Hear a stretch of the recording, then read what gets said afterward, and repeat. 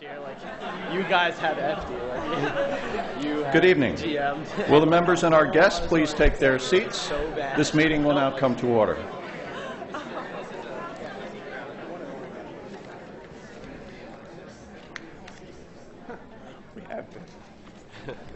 As all members have received a copy of the call for tonight's meeting, the reading of the call will be omitted. I'm now going to ask Ryan Fazio to lead us in the Pledge of Allegiance. So would everyone please rise?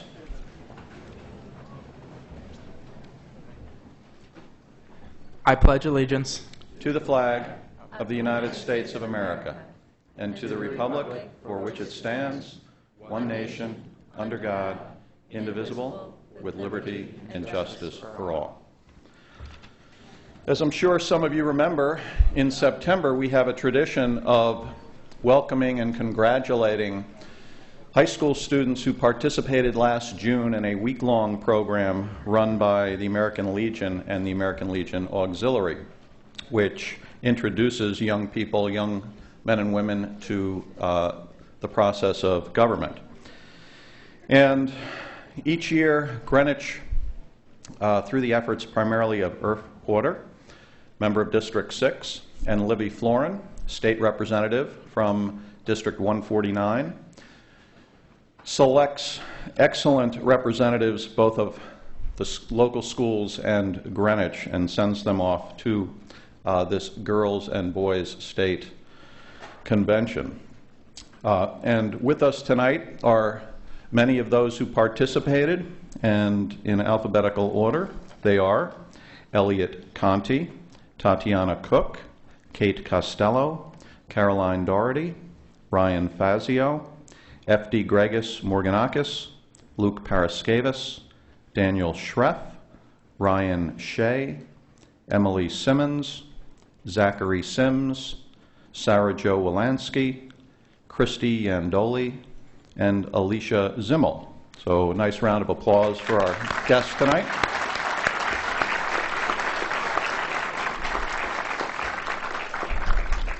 Now, each year in every state, this one-week program is held, and the delegates here have completed their junior year of high school, and they're therefore expected to bring back to the school and the community what they learned and share what they learned. The week is a learn-by-doing program process, which results in the delegates forming their own state government.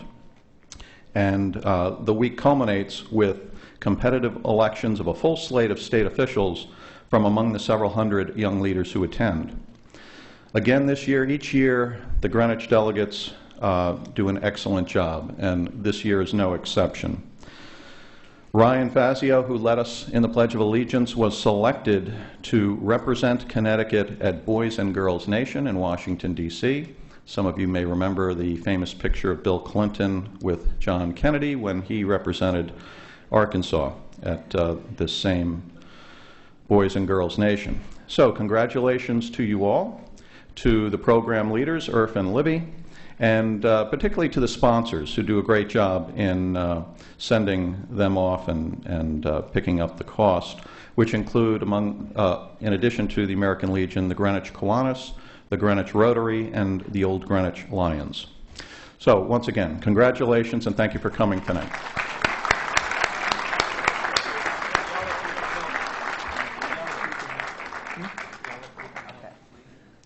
Mary Ferry of District 5.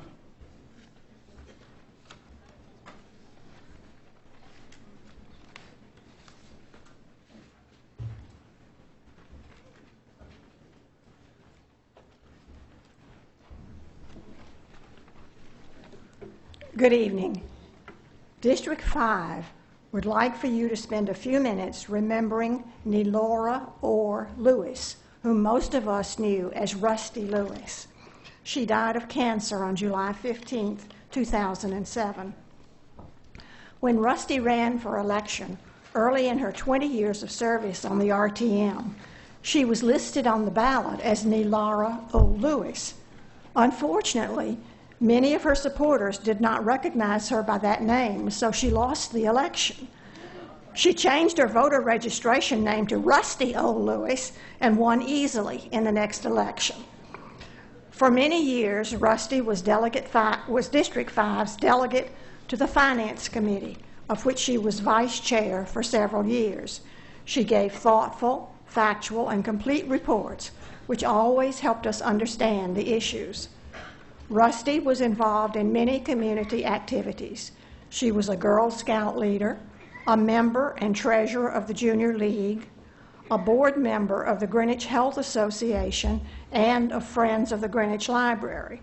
She helped establish programs for the learning disabled and helped develop and manage the volunteers at the Career Center at Greenwich High School. Rusty was a founding member of the Greenwich Youth Shelter, which later became Kids in Crisis, where she was the first treasurer. She was also active at First Congregational Church of Greenwich and served as a trustee and then as treasurer for 2 years. Although Rusty and her husband traveled a lot, she would usually fly home for RTM meetings, including the time she flew home in March just ahead of a storm and found that the RTM meeting had been canceled. That is real dedication. Rusty was an active member of the community who will be missed by many people, including her husband Richard, her daughters Vicki Nolan, Catherine Height, and Wendy Fuller, and 9 grandchildren. District 5 asks that an appropriate copy of this remembrance be sent to her family and that we all stand for a moment of silence, Mr. Moderator.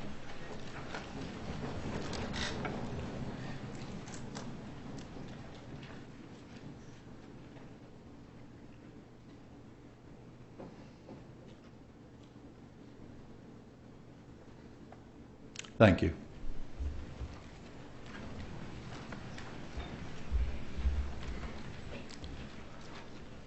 Speaking of running for elections and losing, Despina Vasiliotis, Vice Chair of District 11, would like to say a few words about our recently concluded process of recruiting candidates for the RTM.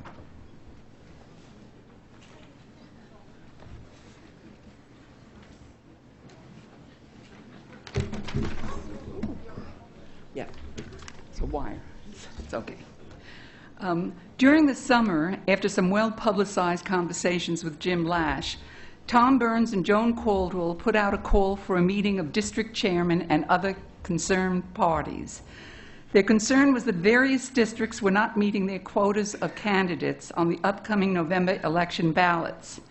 It was pointed out that our district, District 11, was one of the more egregious districts in this matter.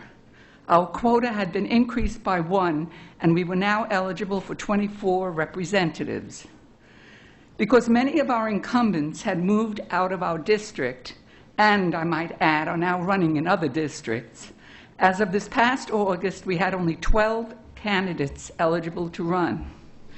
Both Joan and Tom expressed concern that this reflected on the integrity of the RTM and wanted our chairman, Todd Kennedy, and me to do our part in getting candidates to run.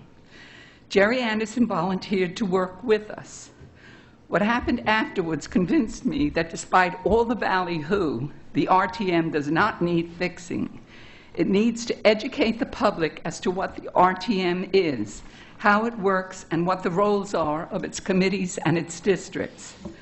We spoke to many people who were unaware as to how powerful a democratic force the RTM is and how easy it is for concerned citizens to step forward and volunteer to serve their community, regardless of party affiliation.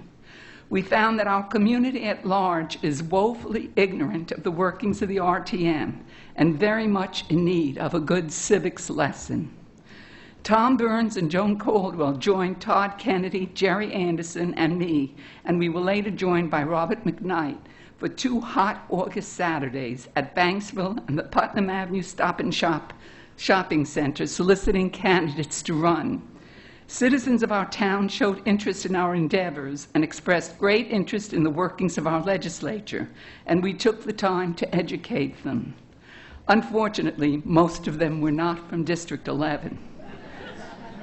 However, through our brochures and handouts, reinforced by notices in the Greenwich Time and write-ups in the Greenwich Citizen, word did get back to members of our district. And I am happy to say District 11 now has 25 delegates on its ballot and is running a contested slate. We also are hearing from people. We are also hearing from people who are late with the petition but are planning to run as write-ins. We are educating members of our district as to this procedure. On behalf of Todd Kennedy, myself, and District 11, we want to thank you, Tom and Joan, for caring enough to act as a catalyst that ensures the integrity of the RTM, to Jerry Anderson for his assistance, and to Robert McKnight for giving of his time. That's it.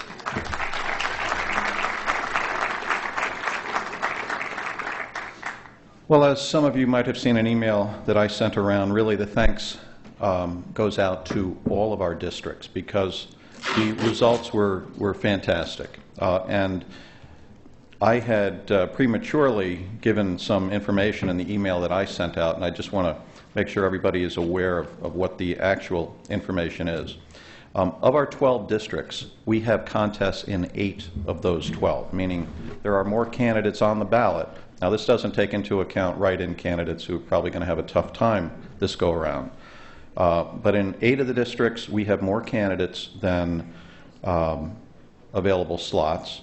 We have exactly the same number of candidates as slots in 3 of those districts, and we're short 2 candidates in 1 district. Overall, we have 246 candidates that will be listed on the ballot. The greatest number that we have in terms of the greatest excess is in District 8, where there are 4 more candidates than spots available. And of note, we had a lot of people moving out of District 12, current members who moved out of District 11. That's one reason that there was a great need there. We have 13 petition candidates from District 11. So you see the hard work of all of you paid off, and I just salute everyone and thank you for your efforts.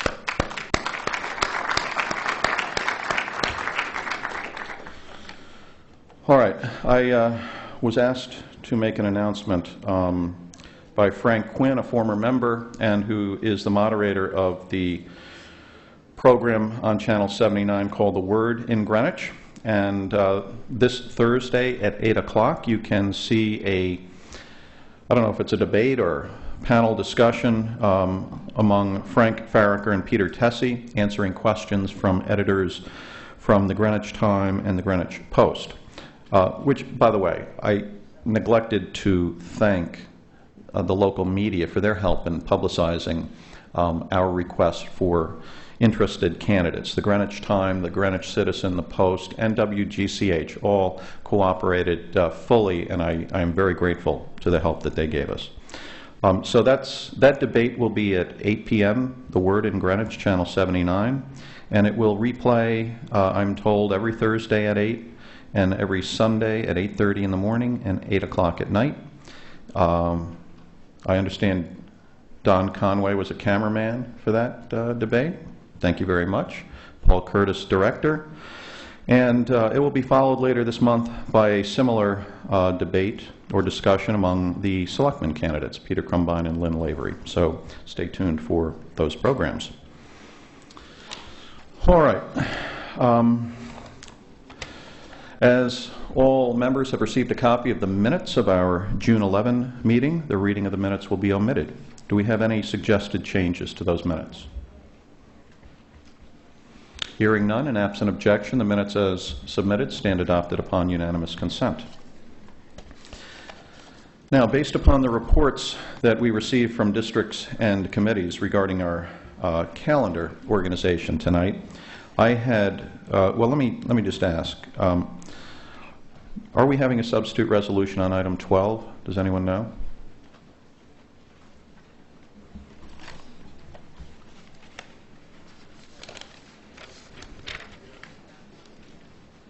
Do we have an answer?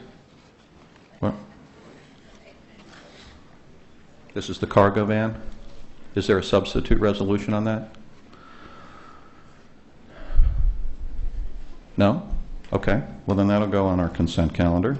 I was told there might be. Item 2, there is a substitute on that. Okay. So I will recommend that, I will designate for our consent calendar 3 items. I will read them shortly. Mary Ferry of District 5.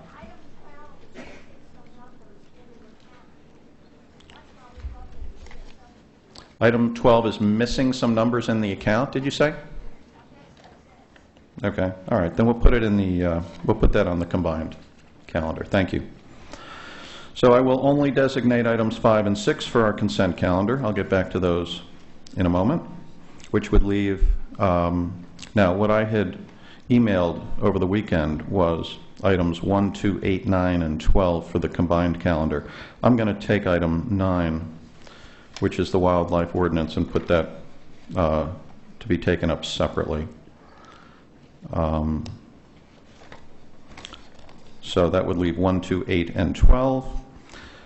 Leaving to be considered separately, and in this order, item 14, which is a proposed charter change regarding attendance, RTM attendance, we would take that up first, to be followed by items 3, 4, 7, 9, 10, 11, and 13.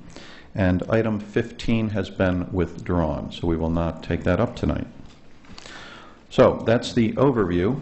At this time, I will designate the following items to be placed on our consent calendar. These are items that are essentially non-controversial and for which we will not have any discussion, no committee reports, no debate on those. So the only thing you will hear about them is what I am about to say.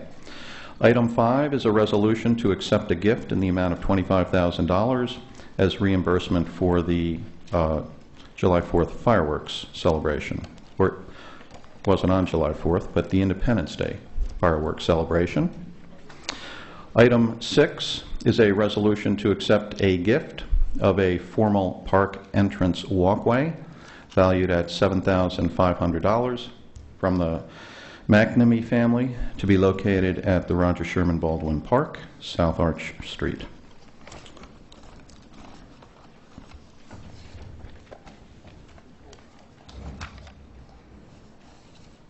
And of course, I think it bears noting that the gift of the $25,000 for the fireworks comes from RBS Greenwich Capital Markets, and we are very grateful for that.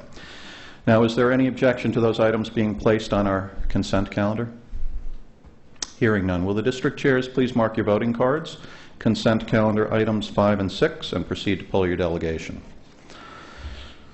At this time, I will suggest a motion to suspend the rules to combine the following items for voting purposes. Items 1, 2, 8, and 12. Is there such a motion to suspend the rules?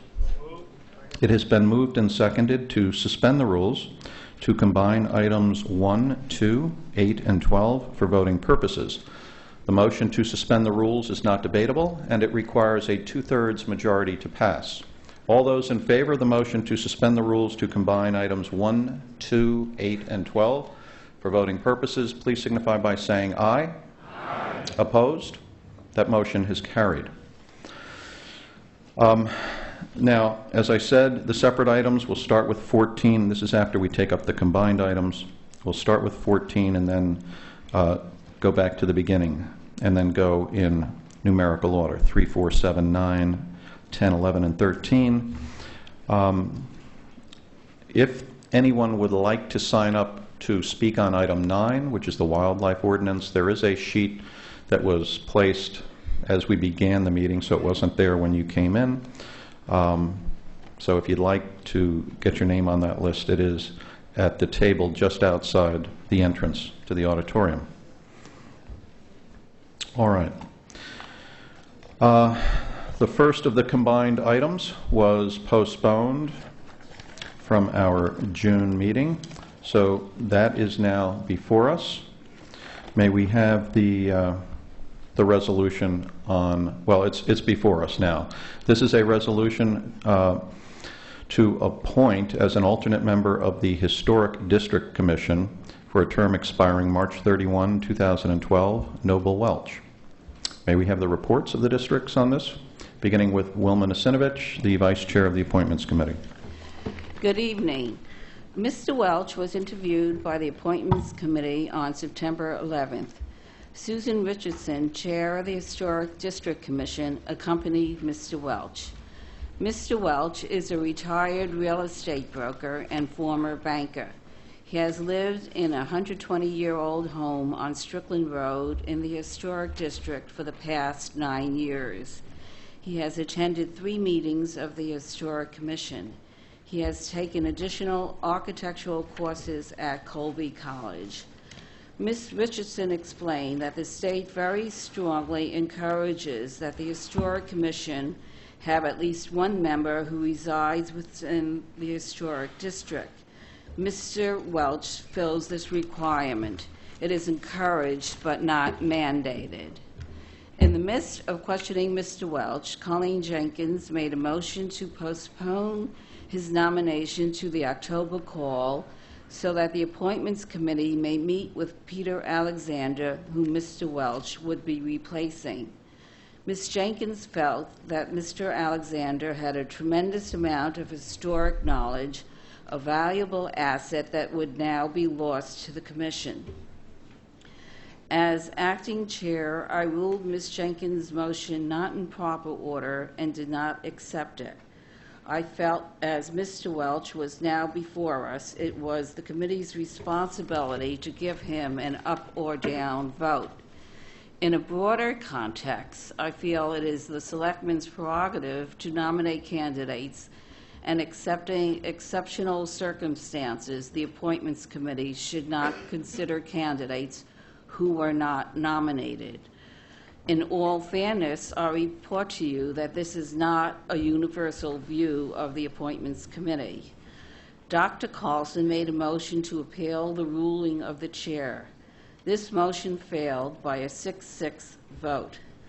We then proceeded to vote on the nomination of Noble Welch. That vote was 10-0-2. The 2 abstentions were Districts 1 and 6. Again, the vote was 10-0-2. Thank you. With the report of our Land Use Committee, Peter Basilevsky, its Vice Chair. We actually met with Mr. Welch on June 4th, 2007, at our meeting at that time. The background of Mr. Welch has been ably described, and it's also in the explanos. It is important, and has been the policy, to try and have a member of a historic district to be a member of the commission, because it's oftentimes very helpful to have the input of homeowners who live in houses that are subject to significant restrictions, as is the case of houses located in historic districts. And Mr. Welch resides in the Strickland Road Historic District. He was also very well known to several members of our committee, and as a result, his nomination was approved by a vote of 11-0-0, with District 2 absent. Thank you. Discussion on item 1. Item 2 now comes before us. Dr. Susan Wallerstein of the Greenwich Public Schools. Thanks, Mr. Moderator, members of the RTM. This is a substitute resolution. Resolved that the Town of Greenwich accept a 3-year grant for $60,000 from the State Education Resource Center, CERC, of which $25,000 is to be hereby appropriated to the following account: E0458-43100. Thank you. Will the member please move the adoption of the resolution? The substitute resolution on item 2 has been moved and seconded. Bob Brady, Chair of our Education Committee. Good evening and happy autumn.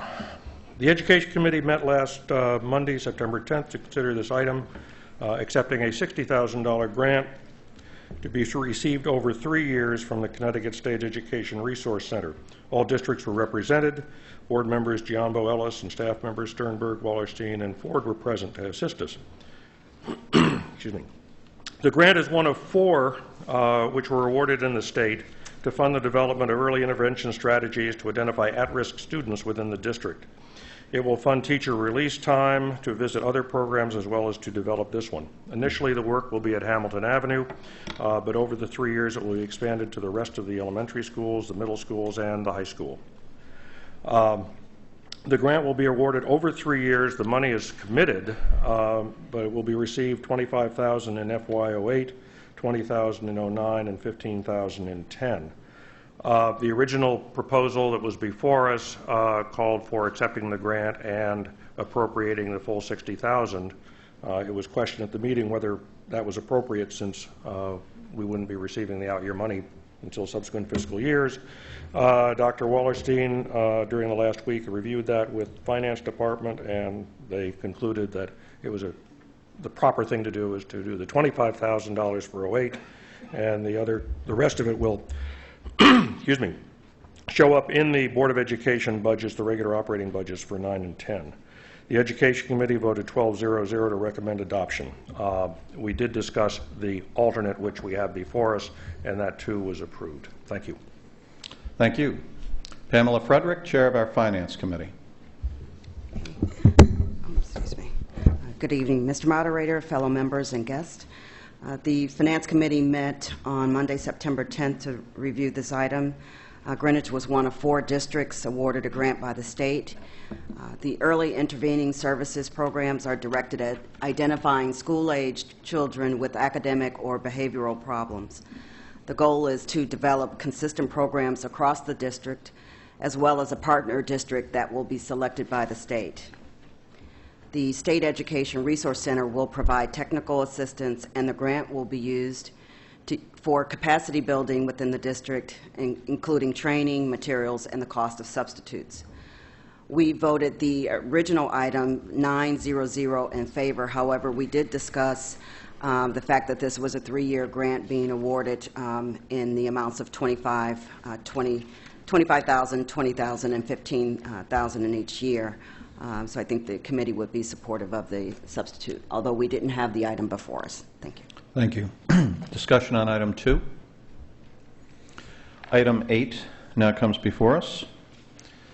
Peter Crumbine, our selectman.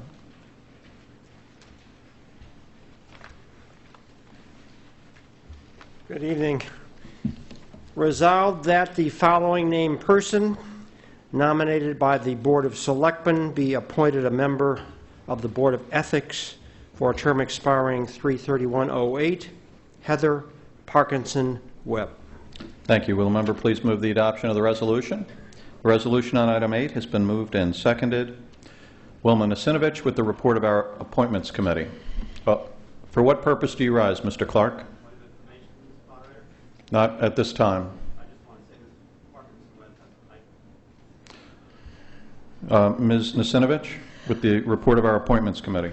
Heather Parkinson Webb was a poised, knowledgeable, and enthusiastic candidate. She is currently the chaplain and director of spiritual care for Greenwich Chaplaincy Services. She stated that ethics was an area of interest to her, and she had spent a summer working for the Ethics Resource Center in Washington, D.C. As there are now a number of lawyers on the board, she felt she could offer a broader view, one that was more spiritual, and that she had a high people sensitivity. Traditionally, there has always been a member of the clergy on the board, and she would be replacing the departing Reverend Susan Craig. Our vote was 12-0-0. Thank you. Greg Fruman, Chair of our Town Services Committee. We met with Heather last Tuesday night. We voted to approve her 9-0-0 with districts 2, 8, and 11 absent. As a committee, we thought that this was going to be on the consent calendar, so I have nothing else to tell you. Thank you. Discussion on item 8. Item 12 now comes before us. May we have that resolution? Lloyd Hubbs, Commissioner of Public Works.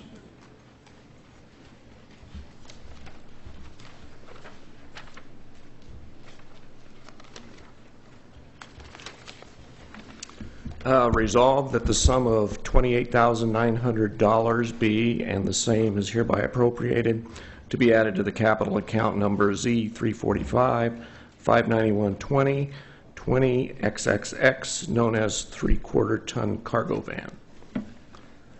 So I guess we don't have those X's filled in? I am told that those are not assigned until the money is appropriated. Okay. Will a member please move the adoption of the resolution? Resolution on item 12 has been moved and seconded.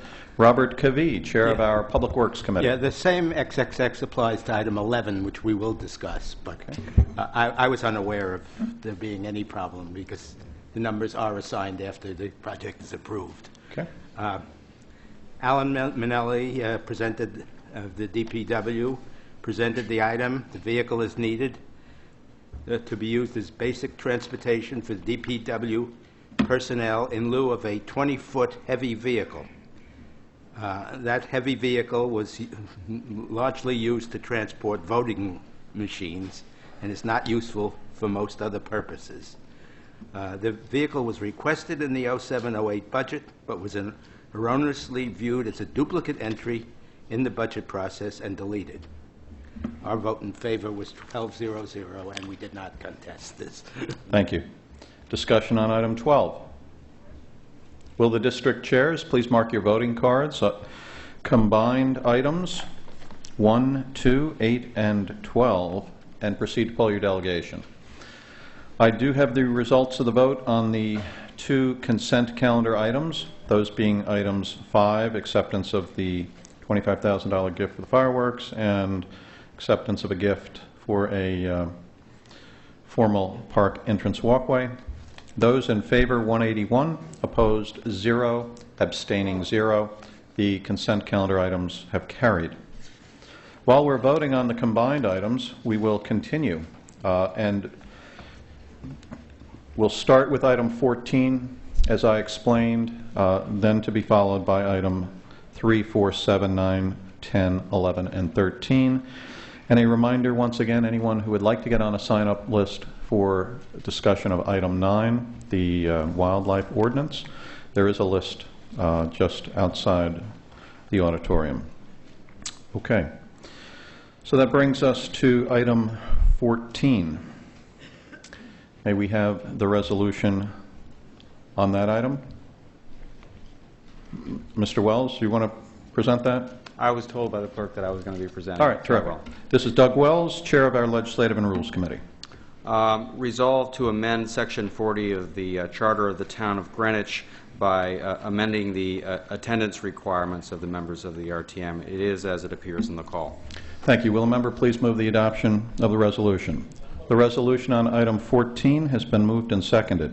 Incidentally, the reason we take this up first is because as a proposed amendment to our charter, it requires an affirmative vote of a majority of the entire membership of the RTM, which would be 115 yes votes in order to carry.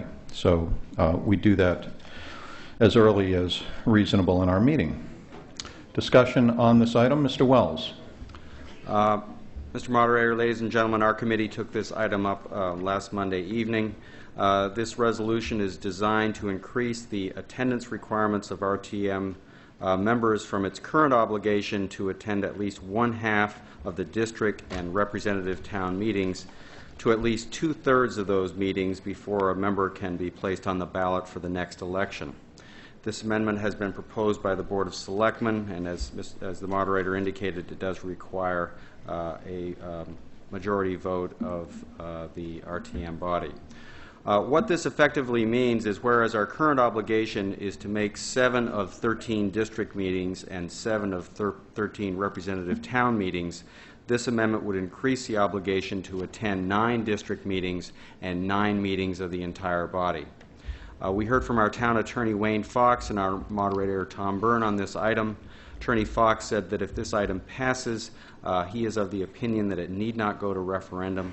The Law Department has researched two prior changes to Section 40, one in 1995 that included the district meetings as part of the attendance equation, an amendment in 1981 that increased the attendance requirements to at least 1/2 of all the meetings, and neither of those charter revisions went to referendum. So if this item is passed this evening, the new attendance requirements will be in place beginning with our first meeting in January 2008. Our committee unanimously endorsed this resolution, and our vote on this item was 11 in favor, none opposed, with District 5 absent. Thank you. Any other committees take this up? Discussion on item 14. All right, let me just make it clear, if it hasn't already, the information hasn't already been passed. While this has been initiated by the selectmen, they did so at the request of the leadership of the RTM. At a moderators committee meeting in June, it was the consensus of the district and committee chairs that we do this. And so we asked that, since any charter change must be initiated by the selectmen with respect to this type of change, we asked the Board of Selectmen to do it, and they accommodated us on that. So I just wanted to make sure everyone was aware of that. All right, will the district chairs please mark your voting cards, item number 14, and proceed to poll your delegation. The next separate item to come before us is item number 3. Presenting that will be Paul Curtis, Director Extraordinaire and member of District 9. Good evening, ladies and gentlemen, the RTM. Item 3 is as it appears on the call. Item 3 basically is to provide an ordinance for the notification of public meetings. That would include RTM, BET, other meetings like that. The goal of this is to place the actual physical notice board in Town Hall outside of the town clerk's office so that it is available when the building is open, and also to provide electronic means of notification for those same meetings. Thank you. Will a member please move the adoption of the resolution? The resolution on item 3 has been moved and seconded. Which committee would like to begin? Doug Wells with our Legislative and Rules Committee report. Mr. Moderator, ladies and gentlemen, we took this item up last Monday evening. This item comes to us by way of petition of 20 registered voters and is designed to have all written notices located in one central place on the first floor lobby of the Town Hall, and also designed to provide for a single page on the town's website where anyone can access information concerning public meetings and their agendas. And it further requires that any changes in these meetings be made available within 1 hour on the website. We had all districts present at our meeting except for District 5. Present for our discussions were Paul Curtis and Abby Wadler from the Law Department. While our committee was in favor of this item because it provides for greater transparency in town government, we were all concerned about some unintended results that might occur if this ordinance were to be passed in its present form. Without going into detail of some of the problems that we had with the language, we were especially concerned about the possibility that this proposed ordinance could be construed to require the town to have a higher standard of notice than that required under the State Freedom of Information Act.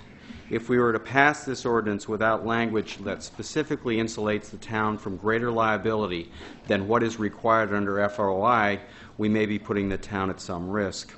We were not inclined to try to revise this at our meeting for presentation to this body, because our committee believes it's not good practice to create new law without first having the RTM and town departments who are going to be affected by the new provision weigh in on the issues and offer feedback. We then took up a motion offered by our District 1 member to postpone this item indefinitely. Prior to the vote, there was discussion with Mr. Curtis that our purpose in the motion to postpone indefinitely was not to kill this measure, but only so as to provide him with the opportunity to return this item back to us in a revised form after consultation with the Law Department, at which time it could be proposed at a later meeting as a resolution offered by one of our committees. The other reason for postponing this matter indefinitely, according to the members of our committee, is because of the limitations imposed by a resolution that comes to us by way of petition. The proponent is not entitled to revise the ordinance. Only the RTM or its committees can do that. If it is postponed indefinitely, that simply means that the proposed ordinance as it is currently drafted cannot come back to us. This commits Mr. Curtis and the other proponents of the ordinance to redraft this with the help of the Law Department, submit it to one of our committees, bring it back to the RTM, in which case we have greater flexibility in thereafter revising it. It'll also give Mr. Curtis the opportunity to submit a draft of this to the town departments that might be affected by it. Our vote to postpone indefinitely for the foregoing reasons was 11 in favor, none opposed, with District 5 absent. Thank you. Who's next? Greg Fruman, Chair of our Town Services Committee. We took this item up on Tuesday and completely misunderstood what Legislative and Rules was trying to do. Now that we understand it, Paul Curtis presented this item to us and answered several questions. He was planning on amending the item, and the amended item and the associated explanatory notes do an excellent job of explaining why this is being brought forward to us. There were 4 items that were brought to our attention that were quite interesting, one of which is of the 10 surrounding Lower Fairfield County municipalities, Greenwich is the only town that does not currently do exactly as is proposed here. Of the 10 surrounding Lower Fairfield County municipalities, Greenwich has the largest IT department and therefore should be able to do this. Creating exactly such a centralized electronic notification area on the town website is one of the stated goals of the IT department.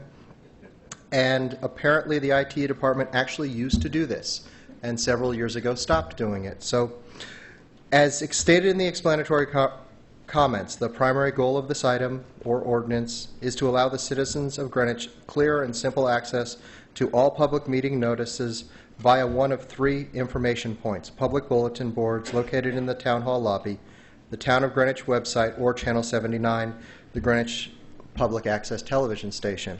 The committee was shocked that such centralized notification does not already exist and is not already available on the website, and felt that this is a wonderful idea and should be approved and implemented. So when it comes back to us, we're going to be strongly in favor of it. We voted as it stands 11-0-0 with District 8 absent, but that seems to have become moot with the motion to postpone indefinitely. Thank you. Randall Huffman, speaking as Chair of the Budget Overview Committee. Correct. Good evening. The BOC met at its regular meeting on September 11th. This item was not referred to us, but in the course of our meeting and discussions, the BOC chose to take up the matter, had some discussion of it. Paul Curtis was present for that discussion. We understood that there might be some amendments being suggested.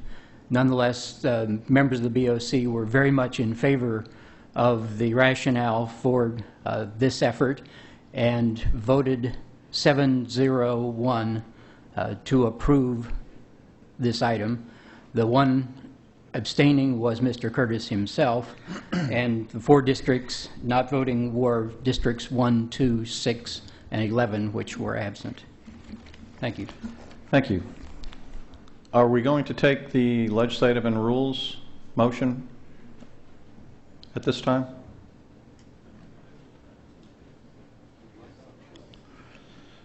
Mrs. Ferry, you had a motion. You also have you coordinated this with our committees?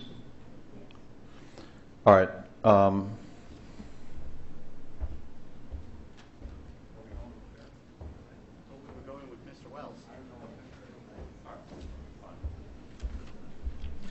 Mr. Wells. As indicated in my report, we're moving to postpone this item indefinitely. All right, that being a motion offered on behalf of one of our committees, it does not require a second. Discussion on the motion to postpone indefinitely. Paul Curtis.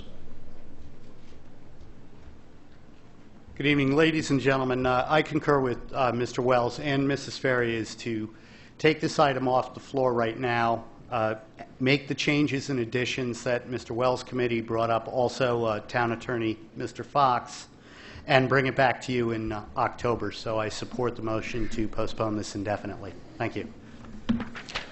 All right, do we need further discussion on this? Franklin Bloomer, District 5. Just a question. Since we are postponing it indefinitely, and that is, in effect, a motion to kill, would this require a fresh petition to be submitted for us to take it up in October? Well, the way our procedure works, items get on the call coming from town departments, or they can come from one of our committees, or by way of petition. So if a committee wants to sponsor this, it will get back on our call without a petition. And I had understood, Mrs. Ferry, you were planning to offer a motion to refer to a committee. Is that correct? Okay. Mr. Curtis, did you want to comment? Yes. Mr. Bloomer, both the Town Services and Legislative and Rules Committee have offered to bring it back. All right. Now, let me just be clear. We have a call deadline for October, and the committee would have to act prior to that. We're all set with that. Okay. So it looks like everything is good. We can adopt motions upon unanimous consent. If there is any objection, we would then proceed to vote. Is there any objection to the Legislative and Rules Committee motion to postpone item 3 indefinitely? Hearing none and absent objection, that motion may be adopted upon unanimous consent. So that item has been disposed of and would need to be brought back to us in the regular course. I have the results of the vote on our combined items. Those were items 1, 2, 8, and 12. Those in favor, 186. Opposed, 1. Abstaining, 0. The combined items have carried. That now brings us to item number 4. Mr. Crumbine. Resolved that the following named person nominated by the Board of Selectmen be appointed a member of the Board of Parks and Recreation for a term expiring 3/31/08, Rick Capozzo. Thank you. Will the member please move the adoption of the resolution? The resolution on item 4 has been moved and seconded. Wilma Nasinovich with the report of our Appointments Committee. Mr. Capozzo was born in Greenwich and has been an active participant in team sports throughout his life. He has played field sports as well as basketball and golf. He is interested in keeping the fields up to par. He is currently an attorney focusing on real estate. The chairman of the Board of Parks and Rec, Rick Wellington, stated that the board was looking for someone from the western end of town who was younger and had a legal background. Mr. Capozzo fits that bill.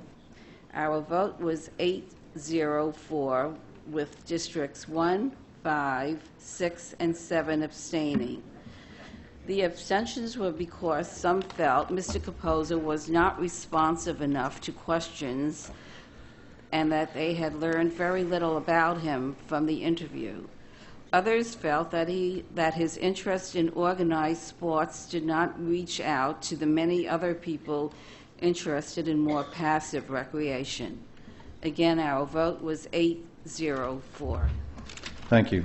Karen Sadekhan with the report of our Parks and Recreation Committee. Good evening. Our committee interviewed Rick Capozzo on Tuesday evening. Rick explained his background. As you've heard, he's a native of Greenwich, and as a youth took advantage of the many Parks and Rec programs in town. He has adequate time to serve on the board. He works in town as a lawyer. He finds his interest to be more on the recreation side and has a long interest and involvement with field sports. He's also interested in the development of the power plant site and the relationship of the town's boat yacht clubs that are run on town property. Rick Wellington accompanied him to the interview. There was some talk about his term, which expires in 3/31/08, and Rick had suggested this might be postponed till October if those terms could be changed. There's going to be an attempt to, I guess, reorganize some of the terms, but that has not happened. And we went ahead and voted on him that night, and our vote was 10-0-0. Districts 1 and 4 were not present. Thank you. Discussion on item 4. Will the district chairs please mark your voting cards, item number 4, and proceed to poll your delegation. Incidentally, we're waiting on the voting card from District 10 on item 14. All right, the next separate item to come before us is item 7, and following that will be item 9. So last call on the sign-up sheet for item 9. If someone could bring that down, I would greatly appreciate it. Item number 7, Joseph Siciliano, our Director of Parks and Recreation. After feedback from various RTM districts, I'm offering a substitute resolution for item 7. Resolve that the Town of Greenwich approve a gift in the amount of $20,000 from Mr. Robert E. Button to the Parks and Recreation Foundation for future maintenance of the new showmobile, and further resolve that the new showmobile shall be named the Bob Button Bandshell in honor of Mr. Button. Thank you. Will a member please move the adoption of the substitute resolution? The substitute resolution on item 7 has been moved and seconded. Karen Sadek-Khan, Chair of the Parks and Recreation Committee. Good evening. Joe Siciliano was with us on Tuesday night to explain the item. As you've heard, there's a substitute resolution, but our committee discussed the item as it was. There was no concern whatsoever about any of it. We're happy to have the $20,000 for the maintenance of the new showmobile, which was in the 07-08 budget and was approved, and is due to be delivered in April of 08. And the committee recognized that Bob Button has given endless hours to Greenwich and thought it was indeed appropriate to recognize him with this naming opportunity. So based on that information, our committee's vote was 10-0-0, with districts 1 and 4 absent. Thank you. Discussion on item 7. Will the district chairs please mark your voting cards, item number 7, and proceed to poll your delegation. I have the results of the vote on item 14, which is the proposed charter change regarding RTM attendance. Those in favor, 171. Opposed, 16. Abstaining, 3. That item has carried.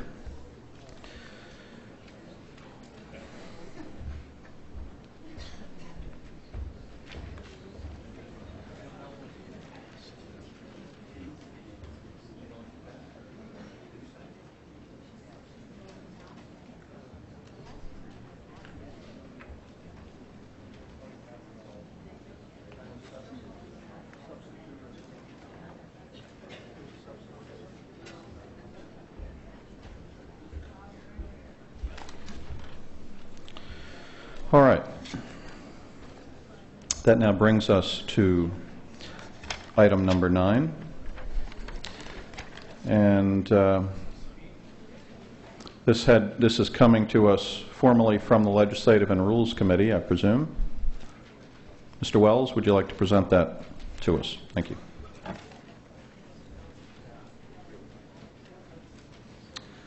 Resolved to delete sections 7-24 and 7-45 of the Municipal Code as written and replace it with the following. It is as it appears in the call. Thank you. Since that is offered on behalf of one of our committees, it does not require a second and is presently before us. May we have the reports of the committees that consider this, beginning with Mr. Wells in the Legislative and Rules report. Mr. Moderator, ladies and gentlemen, this item has a long and tortured history of revision. Last spring, it was referred to Legislative and Rules Committee for further review. We met at a special meeting on July 30th, presumably when the rest of you were summering elsewhere. Your committee was working on this item. Appearing on behalf of Conservation was Denise Savageau, as well as Attorney Fox from the Law Department. Addressing some of the concerns that were expressed at the last RTM meeting, we suggested changes to be made to subparagraphs D and E, which requires that the Director of Parks and Recreation to consult with the Conservation Director and gain approval of the Board of Selectmen before any planned trapping, harassing, or eradication of wildlife in the parks, and in the interests of wildlife management, research, and education. In response to our suggested changes, Ms. Savageau produced the item that is before you. While it is anticipated that this resolution will not satisfy everyone, especially those persons who are concerned about the lives of our feathered and furry friends that would be affected by an eradication plan, our committee believes by its unanimous vote that this is a fair compromise of the conflicting interests. Our vote was 11-0-0 with District 5 absent. Thank you. Jerry Isaacson, Chair of our Health and Human Services Committee.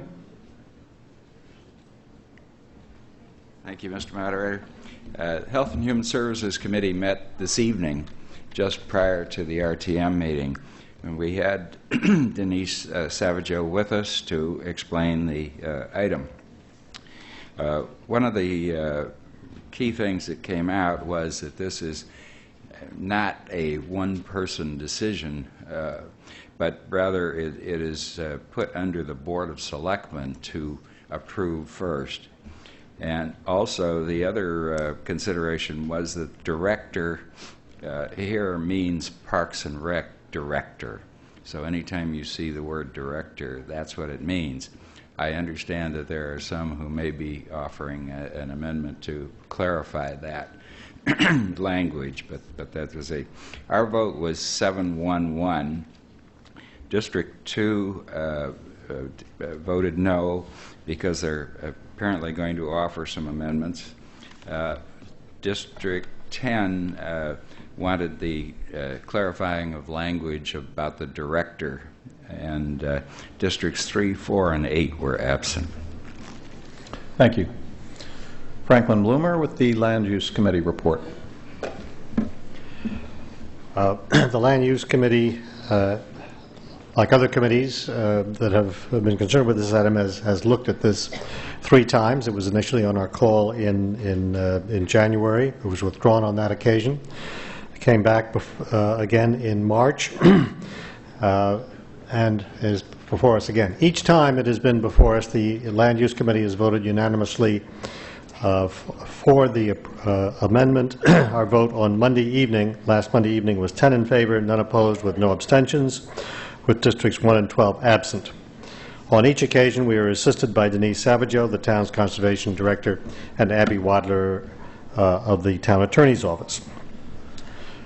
Section 7-24,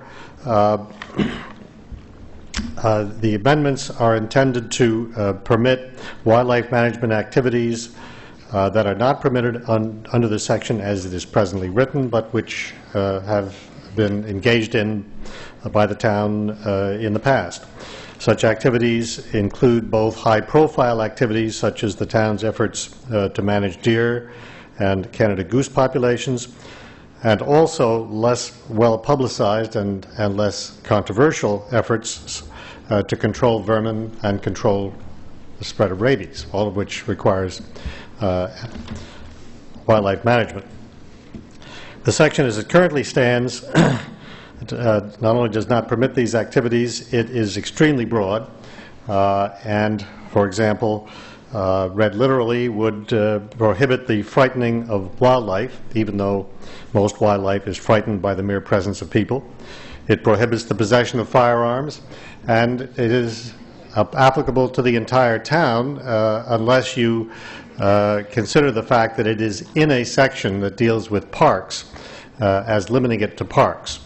One of the amendments that we would be making in the section as it's before us tonight would be to make it absolutely clear that whatever this says, it applies only in parks. That actually is one of a number of changes that came out of the Land Use Committee, and a number of the changes that were initially proposed by the Land Use Committee are in the amendment as it appears this evening.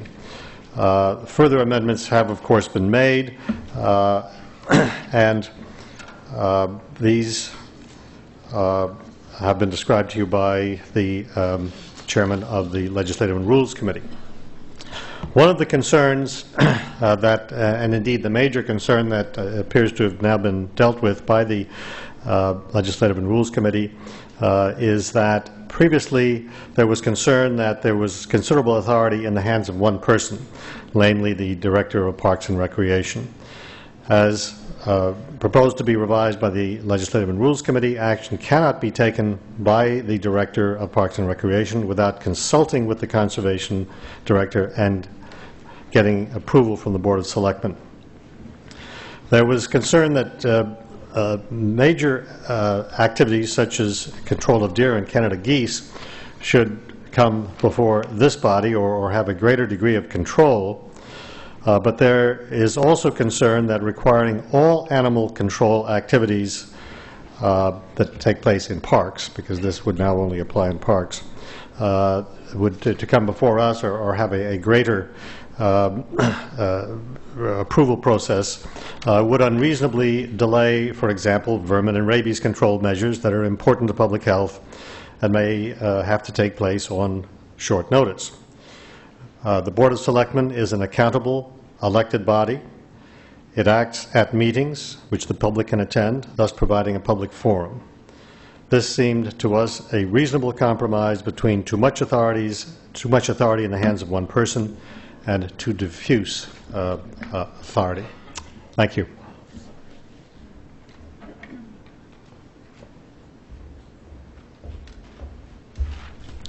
Thank you. Karen Sotacon with the Parks and Recreation Committee report. We reviewed this item again. The major changes in D&E have been well explained in previous committee reports. Denise Savageau was with our committee Tuesday and went over the items and answered some questions, of which there were really only a few. She reiterated that fish and wildlife language is the language the state uses, the wording. She reiterated that including the BOS in the management means a public venue would be included in the policy and management. Joe Siciliano was with us and stressed that before any question would go to the BOS, there would, of course, be the review process within the Department of Parks and Rec that includes the Conservation Director. Denise reminded us that there are many meetings open to the public that address the issues of wildlife management, and that the goal is to balance the management and preservation of fish and wildlife. Again, this applies to town parks. Our vote was 9-0-1. Districts 1 and 4 were absent. The abstention was from District 5, who was not comfortable with some of the language. Thank you. We will now proceed to discussion on item 9. I do have a list of 5 individuals. We'll start with Nancy Burke, District 2. Kevin Brogan first. Kevin Brogan, Chair of District 2. Thank you, Mr. Moderator, members of the RTM. I rise on behalf of District 2 for some amendments to this resolution that we proposed from our district meeting. And what those are, and I think they were handed out, in paragraph D, at the end of the 1, 2, 3, 4th line, a period after the word wildlife and striking out the rest of paragraph D. In paragraph E, striking out the nothing herein shall prevent, striking that out and beginning the sentence with the director, and this is not in what was handed out, the director of Parks and Recreation or its authorized agents may take measures that the director, in consultation with the Conservation Director and approved by the Board of Selectmen, adding and the Conservation Commission, deemed to be in the interest of wildlife management, research, monitoring, or education. So those are the 2 suggestions we made, and someone from the district will give you some more details on that. Thank you. All right. Since that is a motion to amend offered on behalf of one of our districts, it does not require a second and is presently before us. Discussion on the District 2. Well, let me first ask, did everyone get a copy of this proposed amendment? Do I need to reread what is being proposed here? Okay, I heard a yes. In subparagraph D of what would now be section 724 of the Municipal Code, in the 4th line, where it says injure or kill wildlife, put a period after the word wildlife and strike the remainder of that subparagraph. In subparagraph E, delete the first 4 words, nothing herein shall prevent, so it would now begin with the word the. Insert after the word Director of Parks and Recreation, and then it would read, or his authorized agents, and it would then insert may take instead of from taking. So the beginning of subparagraph E would read, the Director of Parks and Recreation or his authorized agents may take measures, then continue in that second line, all the way to the third line where it says, and approved by the Board of Selectmen, after Selectmen add and the Conservation Commission. And the rest of it remains the same. Okay, so that is what is proposed to be amended in item 9, and we are now discussing the motion to amend. Mr. Brady, for what purpose do you rise? Question on the amendment. Bob Brady of District 5. My question is to whoever can answer it. Would this amendment to particularly paragraph D prevent wildlife management personnel from removing a rabid raccoon, skunk, whatever, from Greenwich Point? Mr. Brogan or anyone in District 2 who is Nancy Burke, District 2? No, I don't believe so. I think that's taken care of in the next clause by the wildlife management. You know, I presume this is actually a legal issue, and we would probably need Mr. Fox to help us out on that question.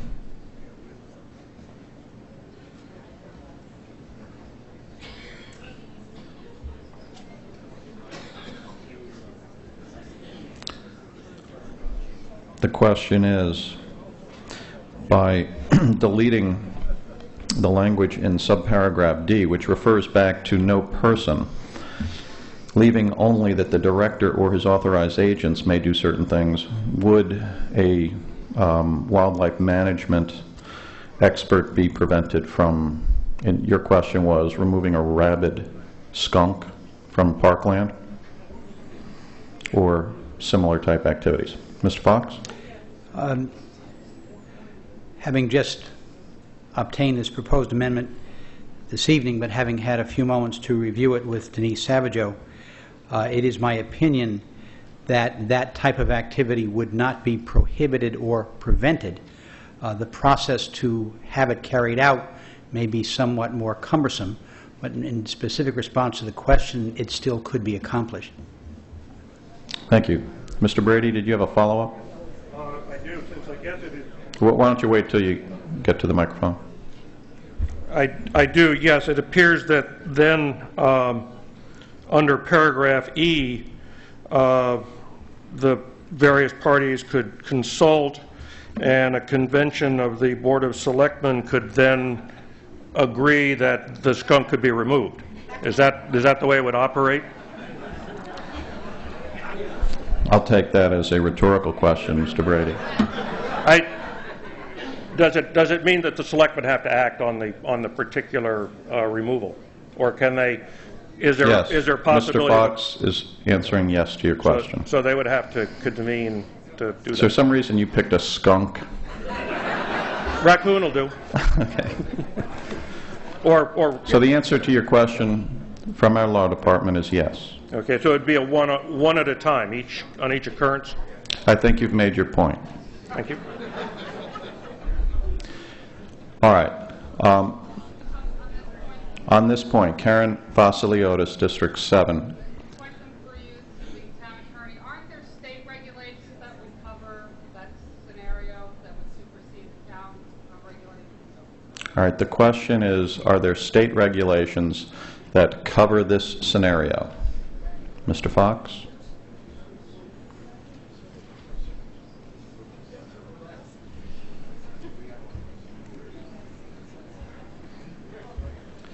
The answer is yes, there are state regulations by which the animal control officers could act in an emergency situation.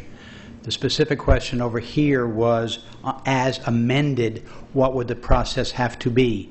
And my response is, under this proposal, the process would be much more cumbersome because of this amendment, but it could be accomplished. If, in fact, there was an emergency, then there are provisions in the state statutes which would allow the state to take emergency action to protect the public health and safety. Now, let me just, if I might, because there was some communications earlier this year about the goose management program. Ms. Savageau, perhaps you could help us out on this. There are alternative ways to conduct certain wildlife management activities, I presume. I think the goose management program this year was being conducted under pursuant to authority from the Board of Health. Is that correct?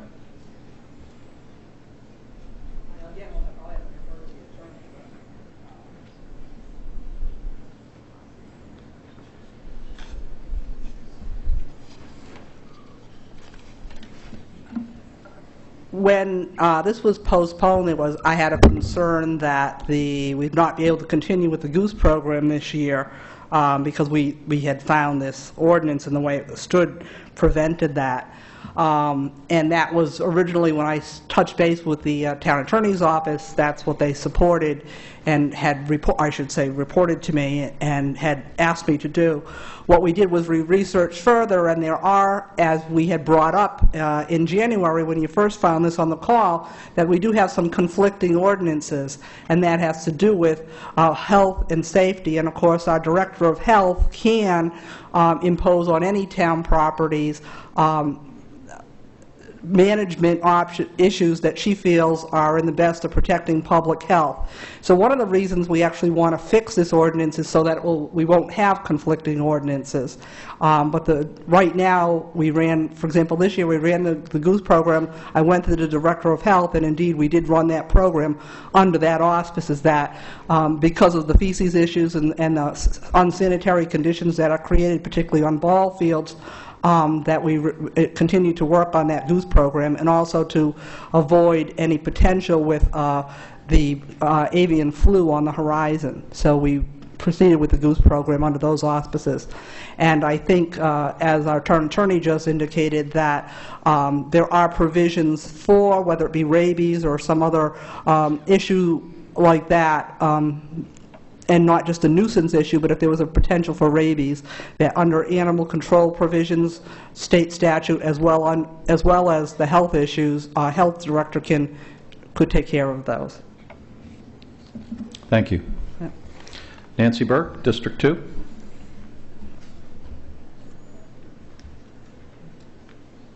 This is now, we are speaking on the motion to amend. Yes. Thank you, District 2, Kevin, Mr. Moderator, ladies and gentlemen. District 2 proposes to change the wording of this Fish and Wildlife Amendment to simplify and to clarify the intent of this code. In Clause E, we found the wording, "Nothing herein shall prevent," too forceful, and therefore changed it to read, "The Director of Parks and Recreation or his authorized agents may take measures." Incidentally, I understand some of the authorized agents might be in answer to Mr. Brady's question, might happen to be the wildlife officer of the Greenwich Police Department. The wording, "The director or his authorized agents may take measures," actually was approved by the town attorney in March. Also in Clause E, we added the oversight of the Conservation Commission along with the Board of Selectmen to ensure that the approval process would be open to a public forum and would comply to the federal, state, and local wildlife regulations. By the way, the Conservation Commission meets the first Thursday of each month with the Board of Selectmen, and I spoke to Bill Rutherford and another member of the Conservation Commission today, and they concurred. We hope our proposal will best serve the interests of the community.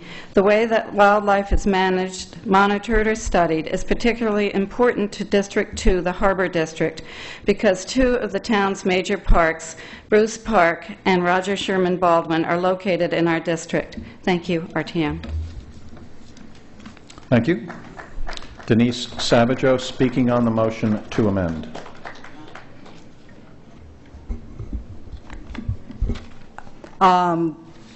In terms of the changes in this ordinance that were made with recommendations from the RTM from your March meeting, the recommendation was made by Peter Berg. The motion was put on the floor by Peter Berg to involve the Conservation Commission and have approval by the Conservation Commission.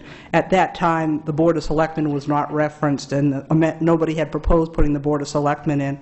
I brought this to the Conservation Commission, and I have to say I don't remember if it was in our April meeting or May meeting that we voted that the Commission voted that they did not want to have the approval. They serve as an advisory board to the Board of Selectmen, and they wanted to maintain that role.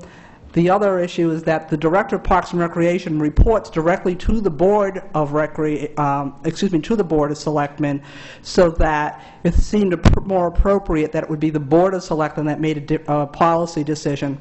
There was another reason the Conservation Commission wasn't involved here, and that sometimes there are other boards besides the Board of Selectmen who may be making policy issues on wildlife issues, particularly as it gets into vermin, for example, rat control. That may be more under the auspices of the Board of Health. So the Conservation Commission felt that they should maintain that advisory role, shouldn't be put in this ordinance. They wouldn't want to have to see things that, for example, were maybe being handled by the Board of Health rather than the Conservation Commission.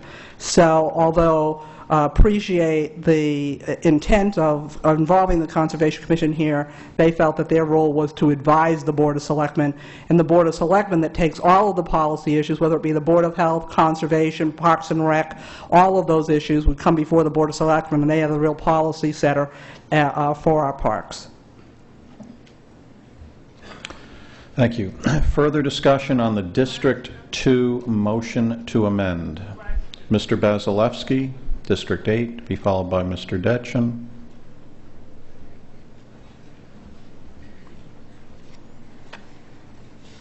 Mr. Moderator, fellow members, I'm a little bit troubled by the changes to paragraph D when read in juxtaposition to the change in E. The exception in D has been deleted, so it's now a flat prohibition. And the key thing I would like to point out here is the prohibition against any person acting in a list of enumerated actions. All right? It doesn't say any member of the public. It just says no person. One could easily read that to mean that that would include the Director of Parks and Rec. And if you look at E, what was deleted, nothing herein shall prevent. So what you're left with is the following.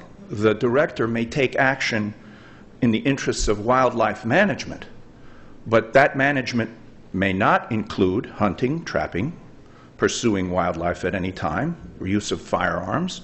So frankly, I find it a little difficult to understand how one would, in fact, manage wildlife under those circumstances. Either you leave in the exception in D, or you take out the exception and leave in what was struck in E. But if you put the two in juxtaposition, D becomes a flat-out prohibition on anyone using those enumerated means, and E just says that person can manage wildlife, but the methods of that management may be subject to some question. Also, one other thing that was mentioned earlier. The term director is in fact defined in the you don't have to say Director of Parks and Rec because that's a defined term in the particular section. So I would say don't either you make those changes leaving one or the other, or not make the changes at all. David Detchen, to be followed by Jim Boutel. I'm up here to say amen to Mr. Basilevsky. I regret to say that these amendments do not simplify this section, and they render it more ambiguous. First of all, as pointed out, the striking of the last clause, the except for the purpose of wildlife management in D, makes the prohibition in that section absolute. And what that ends up doing, essentially, is depriving the Director of Parks of certain means in order to engage in wildlife management. With all due respect to the town attorney, I believe that the striking of the words "nothing herein shall prevent" in E, in fact, renders ambiguous the relationship between D and E. In other words, it's no longer clear whether the director or his authorized agent under E has, in fact, the power to contravene Clause D, because the language at the start of E, which made it absolutely clear that nothing herein, including in D, prevented the director from taking wildlife management measures, has been eliminated. So therefore, the relationship between D and E is no longer clear. It's not clear whether one trumps the other because of the language that's been stricken. I think, if I recall, if you look at 723, which doesn't deal with wildlife in the municipal code, it has a similar structure to this paragraph E. As indicated before, there's no need to define director, and as indicated by Denise, frankly, the Conservation Commission is an advisory board to the Board of Selectmen and doesn't need to be added into the pot. I will emphasize that I'm not completely happy with this clause, frankly, because I believe that the approval by the Board of Selectmen is an extra layer. This is, to my mind, micromanagement. It's lawmaking at its worst. It's an effort to try to, in the context of a controversial subject, basically micromanage the people who are employed by this town to undertake these kinds of measures. The long and the short of it is these changes are designed to prevent, not regulate, to prevent deer culling, for example. And that's going to be the upshot of these clauses, of these amendments, if they're approved. Thank you. Jim Boutel, District 8, to be followed by Bob Brady of District 5. Mr. Moderator, fellow members, I yield to the, I believe, two lawyers who spoke before me on the legal end of this, short of saying our purpose, we've had this before us 3 times now, our purpose is to make this clearer. This amendment does not make our intent clearer. I had wondered whether, in fact, I don't want to move to guessing anybody's motivations, but I was concerned when I heard the initial proposal by District 2 that we hadn't heard a lot of the discussion that happened in that district of, is this in fact a way to hang your hat on preventing another deer call? In other words, my concern is those who would object to a future deer call, or whether it be any other animal, could point to this section and take us straight into court.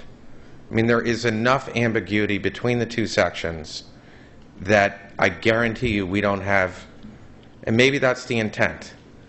My intent is to say, if you want to debate the issue of having a deer call, the original proposal puts it before the Board of Selectmen. It creates a public venue to have that debate. I think what this is doing is short-circuiting that public input on the debate, because you've already given those opposed the right to go straight into court and say, I don't care what the Board of Selectmen said. The ordinance, or the municipal code in this case, says no person. So I would urge you to vote against the amendment. Further discussion on the motion to amend. Bob Brady. To be brief, in the event there's any lack of clarity, please vote no on the amendment. Thank you. Are we ready to vote on the amendment? All right. Well, the district chairs will have to take a record vote. Will the district chairs please mark your voting cards? District 2, motion to amend item 9. Please quickly poll your delegations because we will need the results of that vote before we could finally dispose of item 9. Now, just to make it clear, we are not voting on item 9. We are simply now deciding whether to amend it as suggested by District 2 by taking out certain language and inserting that other language. If you want to make that change, vote yes. If you do not want to make that change, vote no. I have the results of the vote on item number 4. Item number 4 was the appointment of Rick Capozza to be a member of the Board of Parks and Recreation. Those in favor, 164. Opposed, 14. Abstaining, 12. That item has carried. The vote on item 7, which was the showmobile, naming it after Mr. Button. Those in favor, 188. Opposed, 0. Abstaining, 2. That item has carried. So we are awaiting the vote on this motion to amend. While we're voting on the motion to amend, we can continue with debate on item number 9. Now, I have some names of speakers. Vicki Dudash, speaking on item number 9.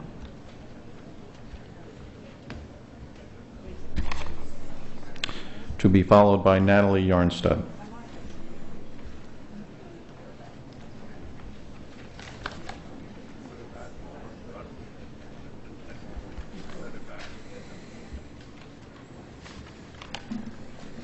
Hi. As a nuisance wildlife control operator in the state of Connecticut, I have several questions.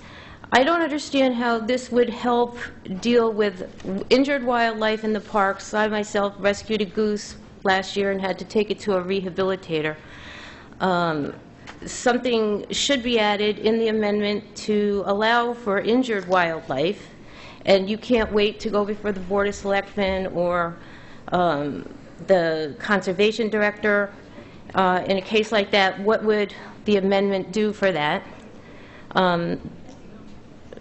The trees have a specialist. You have Bruce Bamman, who is in charge of trees, and the wildlife, I think, deserves a little bit more attention than the trees.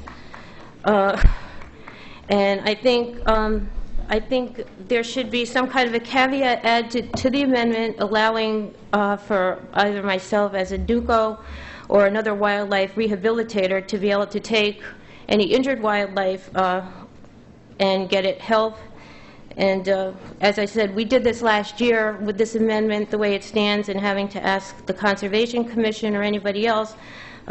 Lucy Goosey that we rescued last year wouldn't have made it. So there has to be some kind of a clarification. If you find an injured wildlife of any sort other than a professional who's not supposed to touch it, rehabilitators are the only ones that can take care of it. So what if you find something injured? Do you call the police? What do you do? There was nobody available when we picked it up, so there has to be some kind of Ms. Dudash, I'm going to ask our members to, if you need to have a conversation, to please go outside. Otherwise, please give our speakers the respect that they deserve. Go ahead. Thank you. Basically, it's what do you do about wounded or hurt geese or hurt deer or hurt anything? Who do you call, and do you wait before a board? And should one person make the decision if an animal lives, dies, gets rehab? So I think that needs to be taken into consideration. You're dealing with wildlife, not just trees or deciduous bushes. You're talking about living things and we're their stewards. Thank you.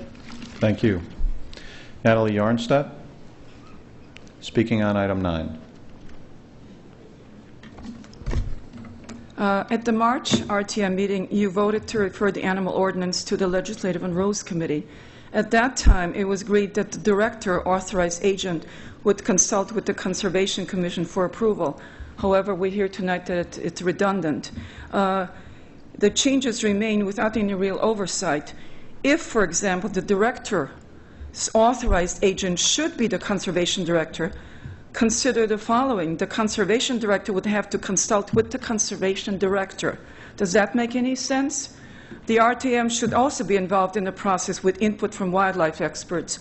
Residents should be allowed to comment on life and death decisions for animals, whether appropriations are required or not. Please don't assume that all wildlife decisions require appropriations.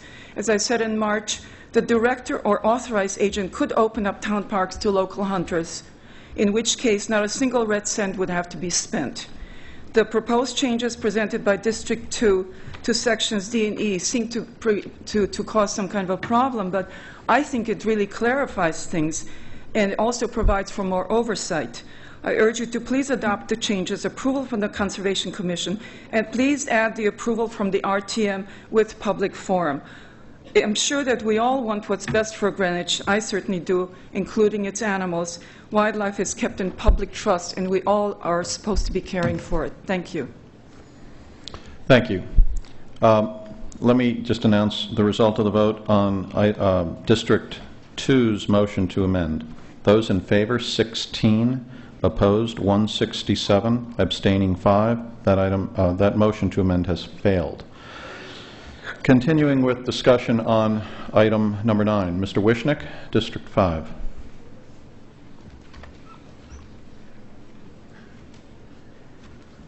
Good evening.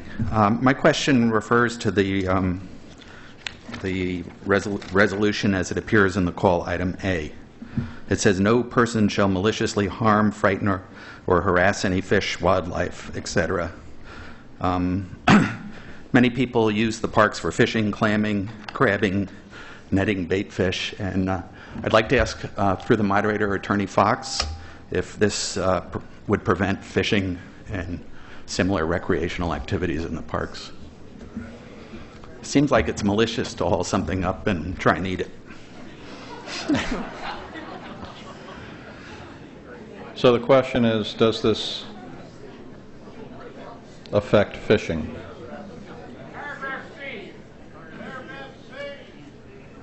So the answer is, fishing shall be permitted with proper license. Okay, Mr. Wishnick. Doesn't refer to crabbing, clamming. Doesn't say it. Further discussion on item 9. Liz Campbell, District 5.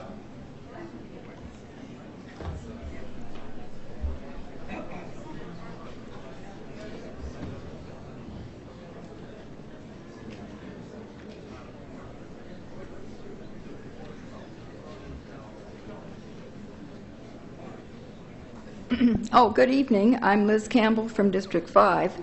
I have an amendment which deals with communication, and if you look at item number E, and nothing herein shall prevent the director or his authorized agents from taking measures that the director, in consultation with the conservation director and approved by the Board of Selectmen, deems to be in the interest of wildlife management, research, monitoring, or education. Now, my amendment follows.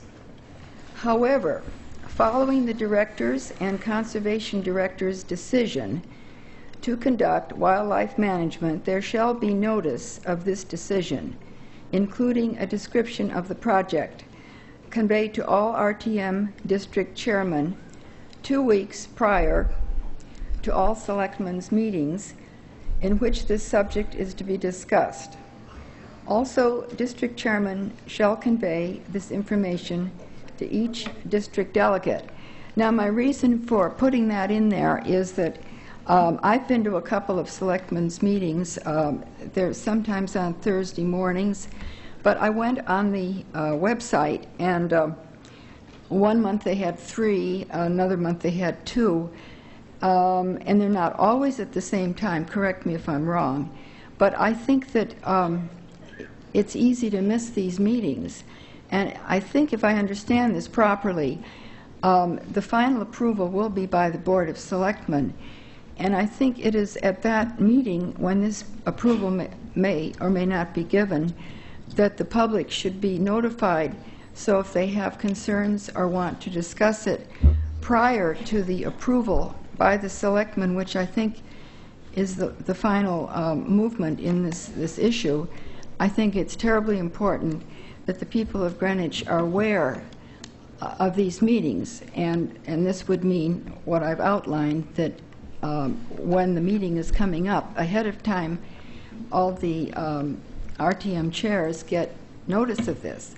So I hope this amendment could be put in, because I think it's important for the process, and I think it would satisfy people's interest in the wildlife. Thank you very much.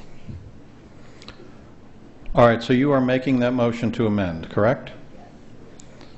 All right. Let's try it this way. Is there a second? All right. This is the, I'm going to read this. The motion is to, at the end of paragraph, subparagraph E, to add, however, following the Director and Conservation Director's decision to conduct wildlife management, there shall be notice of this decision, including a description of the project, conveyed to all RTM district chairmen 2 weeks prior to all selectmen's meetings in which this subject is to be discussed. Also, district chairman shall convey this information to each district delegate. Now, short of having Mr. Brady pop up here again, I'll try this. I have not yet accepted this, so it's still within Ms. Campbell's control, okay? If I were to ask for a voice vote before we hear any discussion, if you think we need discussion, we'll go through it. But if I ask you to, if you want this amendment to vote, you would vote aye. If you don't want it, you would vote no, just to give a preliminary view. All those who, at the moment, would tend to favor making this change, could you just say aye? Aye. Opposed? No. All right, Ms. Campbell, I'm going to ask, do you want to proceed with your motion to amend? Pardon me? Okay. Is there a second? Okay. Are we ready to vote? Is there any discussion on this motion to amend? Will the district chairs please mark your voting cards? Campbell, motion to amend item 9. This is to add notice requirements when decisions to conduct wildlife management are made. Campbell, motion to amend item number 9. If you want to add these notice requirements, you vote yes. If you do not, you vote no. And we will need to await the result of that vote, of course, before disposing of item number 9. All right. Further discussion on item 9. Was there any further discussion on item 9? Mr. Basilevsky, District 8.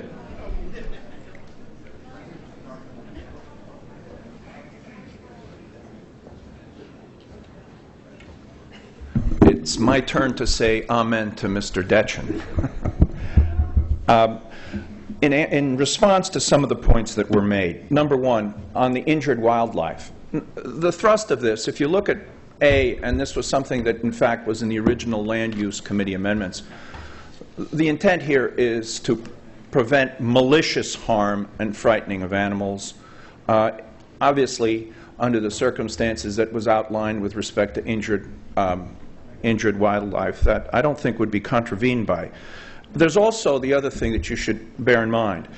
I think 724E, if left alone, would certainly empower the Director of Parks and Rec to establish rules and regulations as to how this is, how wildlife management is to be conducted, and in that context to deal with the issue of how one handles injured wildlife.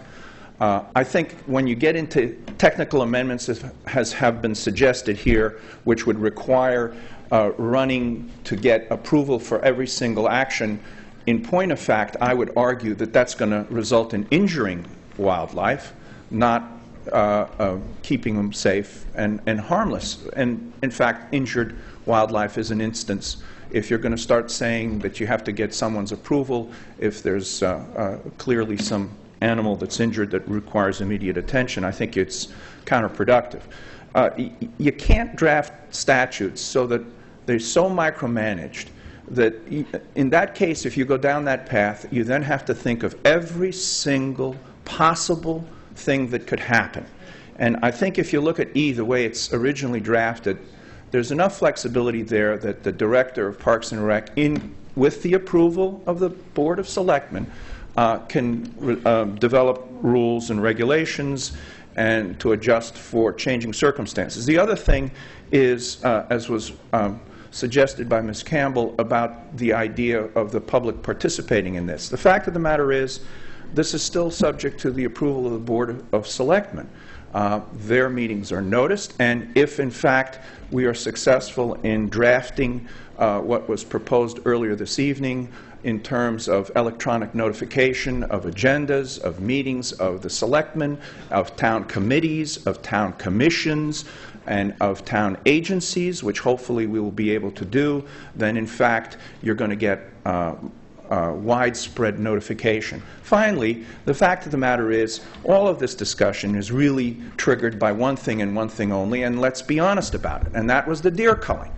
And so it strikes me that under those circumstances, a good faith attempt that was made here by Denise Savageau to eliminate conflicting ordinances, because that's what we're dealing with. We have conflicting ordinances here, and non-controversial efforts by the Conservation Commission and the Director are being stymied, or actually illegal, arguably, under our existing code. And this is what this thrust of this proposal was to eliminate. Now, if you want to deal with controversial issues, well, then let's be honest about it and deal with it directly, as in fact was done. And we, as you will remember, had extensive arguments about that, and there was press and there was Sturm und Drang over the whole thing. So this is not the way to, don't try to backdoor into something which is really designed to clarify the situation and to actually result in a good result, including a good result for those that are interested in protecting wildlife. So I would argue I would argue very much in favor of adopting this resolution, which, as has been pointed out, has been brought before this body. This is the third time. So we certainly can have given this a fair amount of attention.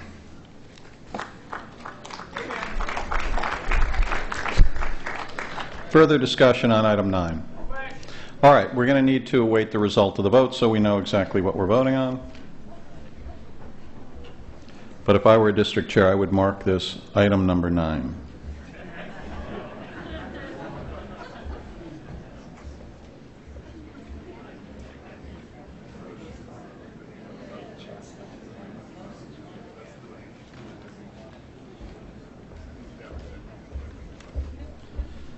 All right, we have the results of the vote on the Campbell motion to amend item number 9. Those in favor, 13. Opposed, 171. Abstaining, 5.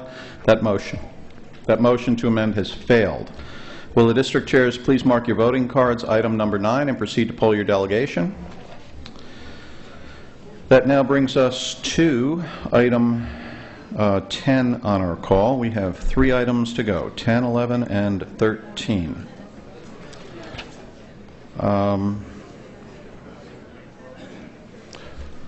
All right, who we going to have to...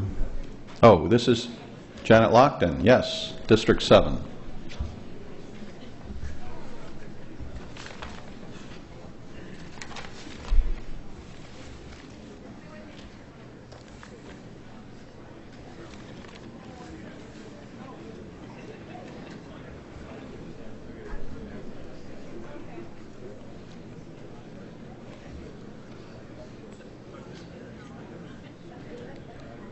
Thank you, Mr. Moderator, members and guests. I'm sorry it took so long, but I dropped about 30 papers on the floor as I stood up. So, that wasn't your speech on this. Well, that's quick. No, okay. That's not my speech on it. Item number 10 is to amend the municipal code regarding sales and leases of town property.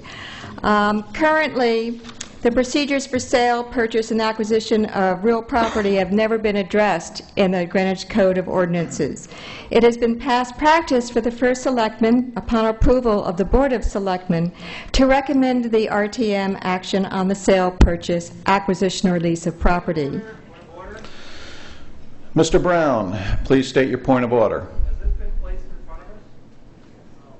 Well, the speaker is summarizing what is before us. You know, you can, someone who presents a resolution can read it verbatim or they can summarize it, so I assume we're getting a summary. We're getting a summary, yes. Okay. There is nothing in our code or in our town charter that currently permits the first selectman to initiate or sign agreements. Often the RTM does not have the time for due diligence, 1 week between district meetings and the full... All right. I think the point made by Mr. Brown is well taken here. This is simply a amendment to an ordinance to include the BET in the decision whether to purchase, sell, or lease town property, correct?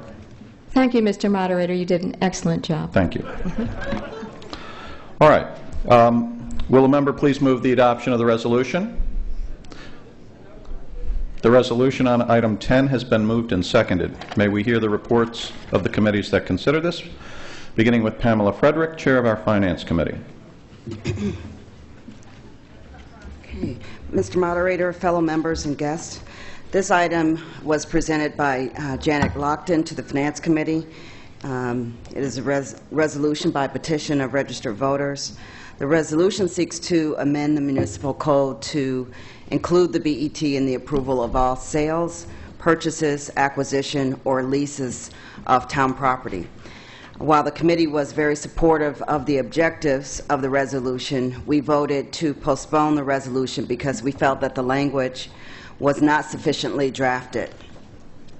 Some of the items of concern include the definition of property in item A, in section A, which we believe needs revision and expansion. In section C, we felt that the RTM should be included in the approval of credit terms and that the threshold of 50% should be reviewed and perhaps a minimum dollar amount added. In section D, we believe that the requirements of advertisement may be written too broadly and that the language regarding the highest bid may not be appropriate for all properties, for instance, the yacht clubs and marinas, among a number of other deficiencies noted by the committee. Given the great difficulty and inefficiencies in attempting to make significant drafting changes on the floor, we believe that the petitioner should bring the item back to the RTM after further consideration, including ensuring that all the relevant RTM committees and town departments such as Park and Rec and Public Works haven't had an opportunity to review and opine on the language and to consider some of the consequences of what we are proposing. We were told or understand that the BET budget chair was also supportive of the objectives as well as other BET members.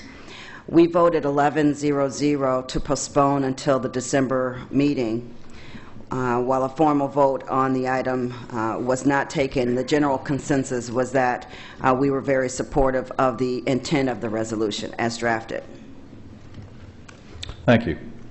Franklin Bloomer with the, Doug Wells with the report of the Legislative and Rules Committee. Mr. Moderator, ladies and gentlemen, we took this item up last Monday evening. Appearing on behalf of the petitioners was Karen Fasouliadis. I don't think I pronounced it right, but I tried. Also, we were joined later on by Janet Lockton. We also had Attorney Wayne Fox, who sat in on the matter. Pam Frederick has already provided some of the problems with the wording of this ordinance. Our committee shared many of those same concerns. Additionally, we were concerned that this ordinance gives up authority to the BET, which presently resides in the RTM. Right now, if there's a proposed real estate conveyance to be considered by the RTM, we have every right to consider that conveyance, revise its terms if we feel it appropriate, and then vote it up or down. However, this proposed ordinance would give the BET consideration of all the conveyances prior to the time that they came to the RTM, and if the BET voted it down, then the RTM would never have the opportunity to consider the conveyance. We are concerned that this might be an unintended result of the ordinance. There are also many of our committee members who are concerned that under the terms of this ordinance as drafted, all leases would have to go out to bid, which would include those leases up for renewal which are presently held by charitable organizations.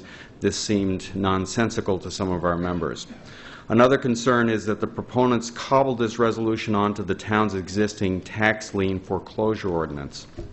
What this proposed revision does is that it would require that the RTM would have to approve of a conveyance after a tax foreclosure sale. While there certainly have not been any of those in recent history, that's not to say that the current lending problems might not have that come to pass. We were unsure why we would want to burden the town with this extra layer of oversight with respect to tax lien foreclosure sales. It would seem to make more sense to have an ordinance come back to us as a standalone ordinance and not cobbled onto the tax foreclosure ordinance. We're also concerned that while Janet Lockton indicated that 2 letters had been written by members of the BET that this proposed ordinance was a good idea, some members thought that if in fact it is a good idea, this should be initiated by the BET and brought to the RTM by the BET. For the foregoing reasons, District 2 member of our committee voted to postpone this item indefinitely. Our vote on this item was 10 in favor, none opposed, with District 7 abstaining because he said that he did not have enough information to make an informed vote. Thank you. Mr. Bloomer, with the report of our Land Use Committee. You've received reports from 2 committees, both of which would like to postpone this item. I'm going to give a very brief report on our vote and some proposed amendments that we would like to make. Mr. Moderator, if the motions to postpone do not carry, then I would like the opportunity to give a fuller report. But our vote on the item was 11 in favor, none opposed, with no abstentions, District 1 absent, with several language changes. Let me just run through those with you very quickly. In Clause A, at the very beginning, delete Selectman R and insert in its place Board of Selectmen is. In Clause C, again at the beginning of the first sentence, delete Selectman R and insert in its place First Selectman is. And in the second sentence, insert Board of before Selectmen. At the end of the second sentence, insert of Clause D, at the end of the second sentence, insert unless specifically otherwise approved by the Board of Estimate and Taxation and the representative town meeting. With those change, our vote was assuming those changes were made. As I say, if the motions to postpone do not carry, I will enlarge on this report. Thank you. All right. Did we coordinate which motion? Mr. Wells, shall we start with yours? Doug Wells, on behalf of the Legislative and Rules Committee. Mr. Moderator, we move that this... Ms. Lockton, please state your point of order.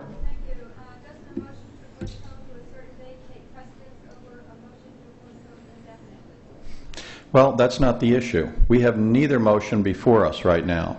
What you're referring to is if one is currently before us and another is made at that time, I would then make that decision. But we have nothing before us. We're going to go with the motion to postpone indefinitely right now. Mr. Wells? Mr. Moderator, on behalf of the Legislative and Rules Committee, we move to postpone item 10 indefinitely. Okay, since that is a motion offered on behalf of one of our committees, it does not require a second. The effect of a motion to postpone indefinitely, if adopted, would be to dispose of the item tonight, effectively to kill it tonight, and if it were to come back to us, it would have to be put back on our agenda in the normal course. The difference, of course, between a motion to postpone indefinitely and a motion to postpone to a date certain is the latter simply takes whatever is before us tonight and brings it back to us in that exact same form at the later date. So, discussion on the motion to postpone indefinitely. Mr. Detchen, District 10.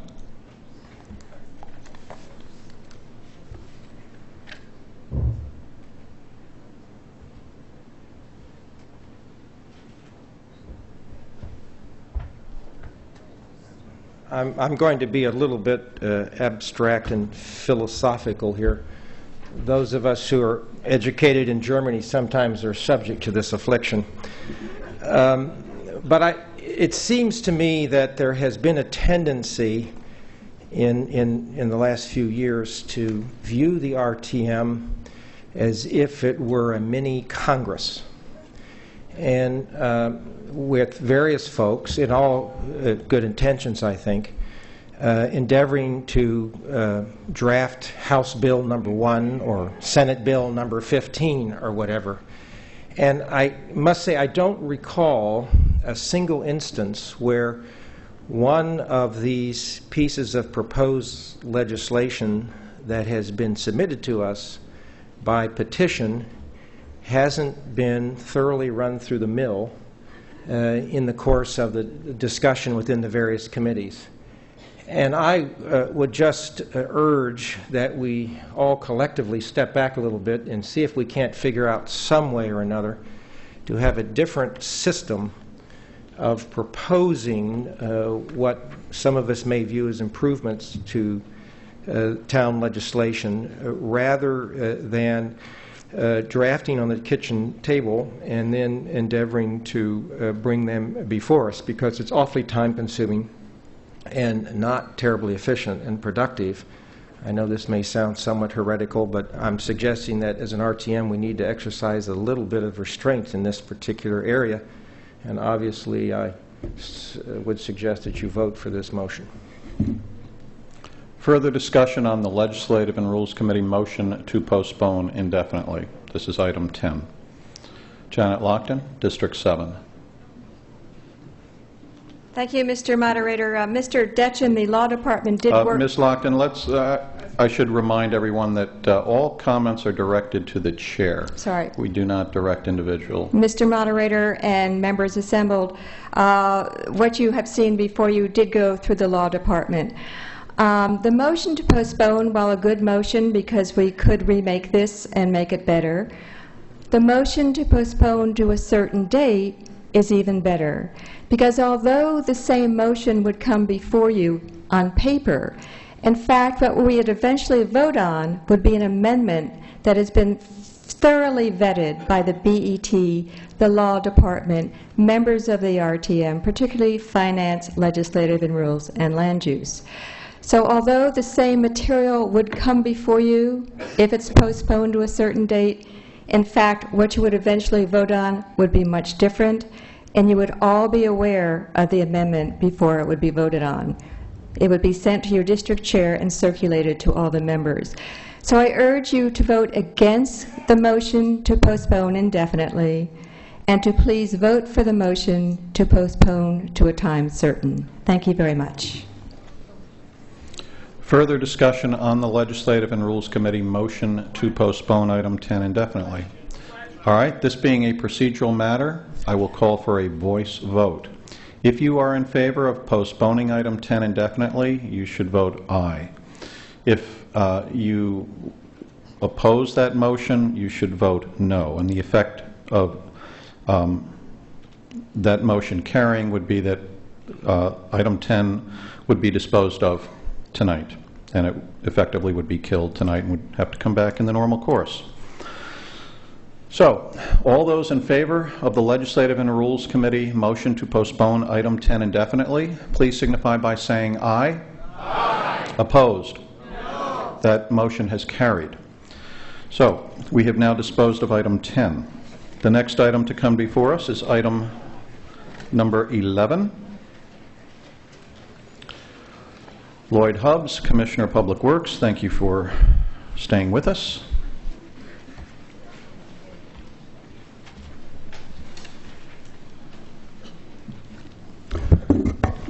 Item 11, we will be offering a substitute resolution. This substitute resolution simply changes the title of the project from Drainage Study Pemberwick to Storm Drain Master Plan Phase 1. The new substitute resolution reads, resolved that the sum of $250,000 be and the same is hereby appropriated to be added to capital account number Z312-59660-28XXX, known as Storm Drain Master Plan Phase 1. Thank you. Will a member please move the adoption of the substitute resolution? Substitute resolution on item 11 has been moved and seconded. May we have the reports of the committees that considered this? We shall begin with Pamela Frederick, Chair of our Finance Committee.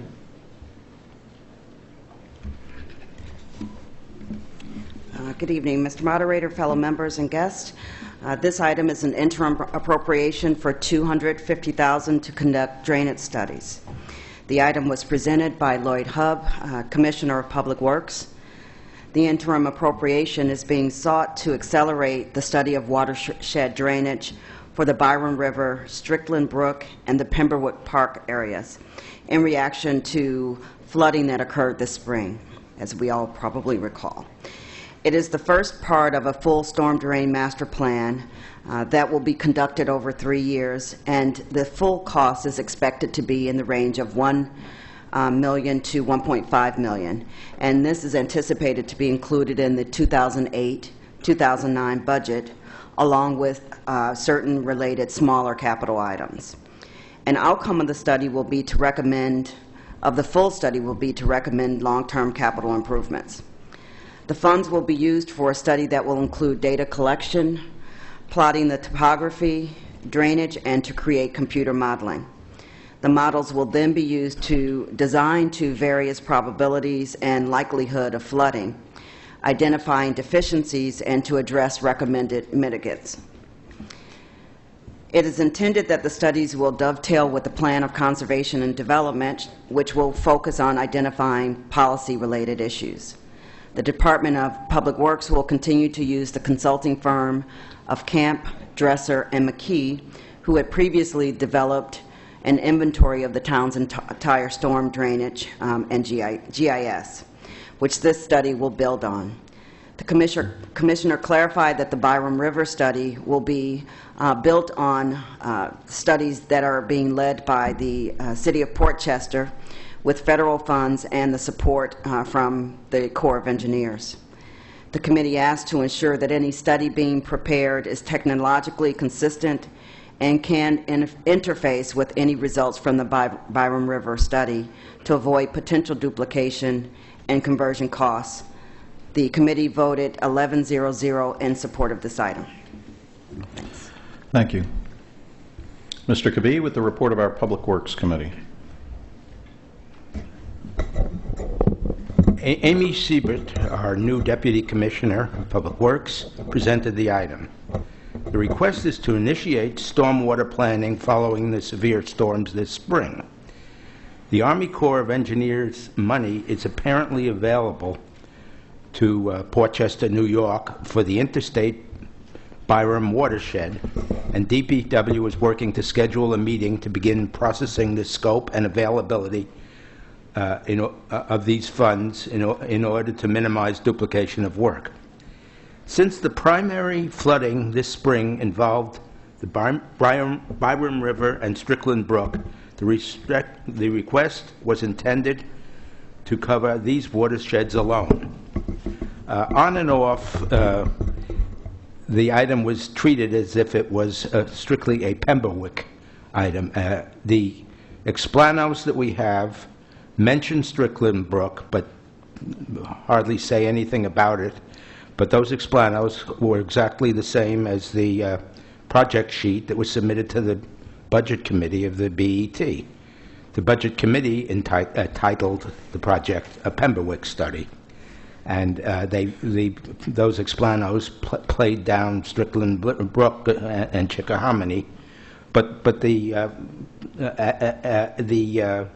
explanation of Amy and I guess of Lloyd Hubbs was that this project is broader than strictly Pemberwick and the Byram River, and the title change reflects that. We were unaware that a modification of title was going to take place. Amy noted that there is an ongoing sewer inflow study for the Old Greenwich area that will provide data for townwide planning. But the upstream area into Old Greenwich and Riverside, which is not sewer inflow but stormwater, is not part of the funding for this request. DPW is actively working with the Water Control Board and the consultant Camp Dresser and McKee to gather as much information as possible to develop a comprehensive townwide plan. This funding is needed to develop objective data and geographical information so that basic flood control options can be developed for consideration by the town. The group recognized that after feasible and reasonable controls are established, that the impacted neighbors will be consulted on the next steps. That was an issue of the committee. Where were the neighbors and the neighborhoods involved? Our vote was 12-0, 12-0. Thank you. Discussion on item 11. Yes, sir. Yes, please do.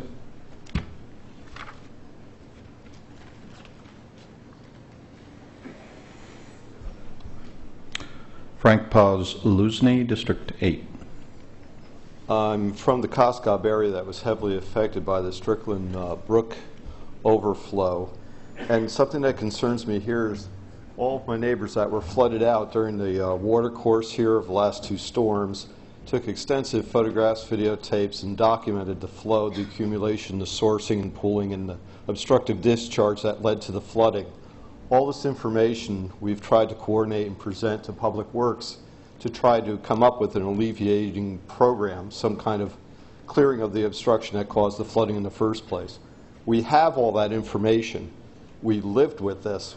We know how it occurred. We know what the results of it is, and we think we even have the solutions. Rather than spending the $250 to figure that out, we have a lot of that information. And I'd like to know why we would be interviewed and questioned after somebody who hasn't lived with it does their study, having never seen it or been exposed to it. I think that's backwards. I'd like to see our participation and our information at the leading edge of this before money is spent. That's my point. I don't understand this course of action to resolve this problem in a backwards way. Further discussion on item 11. Mr. Boutel, District 8.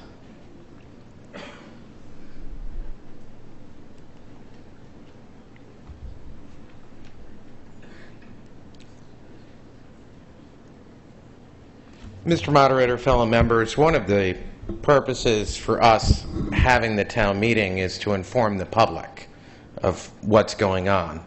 And on this particular item, we had extensive discussion in District 8, and not just because District 8 is one of those areas most heavily impacted by Strickland Brook, but because we actually have some experts in our district that talked about this item. And I just want to bring to your attention a couple of the items that were raised. This is the beginning of a long series of projects. Ultimately, the work we do here is going to lead to FEMA redrawing maps. Those maps are going to lead to a change in who is classified as living in a floodplain. There may be homeowners in town now who are not required to have flood insurance, who will be required to have flood insurance down the road. This is not simply a $250,000 study that's going to gather dust on the shelf. This is taking us down the road of, when I chaired the appointments committee, one of the groups that we would appoint people to and nothing ever seemed to happen was the Flood and Erosion Control Board. We've never had major flood and erosion control projects in this town. I think our experience from this past winter, where in my capacity as the executive director of TAG, we were sending out vehicles to pull seniors out of both Pembroke and COSCOB. My first night on the job, which was actually October 1st of 2 years ago, my very first night on the job, was called by Penny Monahan at 2 o'clock in the morning for fear that the dam in Glenville was going to burst, that we may have to evacuate that part of town. So we're headed down a road, and the public needs to be aware of this. We're not simply tonight voting on a small $250,000 study. We're talking down the road potentially multi-million-dollar flood and erosion control projects. And I think the study is necessary. I'm not rising to oppose it or stop it. I just think the public needs to be aware of that this is not just simply some study that we're going to do. Because this is not just a Greenwich study. As I say, ultimately, the results we get in this study, and we have, as I say, experts in our district who have been through this, it's going to lead to the redrawing of maps, and those maps are going to have serious consequences. So one of the things I would urge is for the members of the public that live in or near the existing floodplains to keep their ear to the ground and attend any public hearings that relate to this item. Thank you. Further discussion on item 11. Will the district chairs please mark your voting cards, item 11, and proceed to poll your delegation. The last item on our agenda to come before us tonight, item 13. Commissioner of Public Works, Lloyd Hubbs.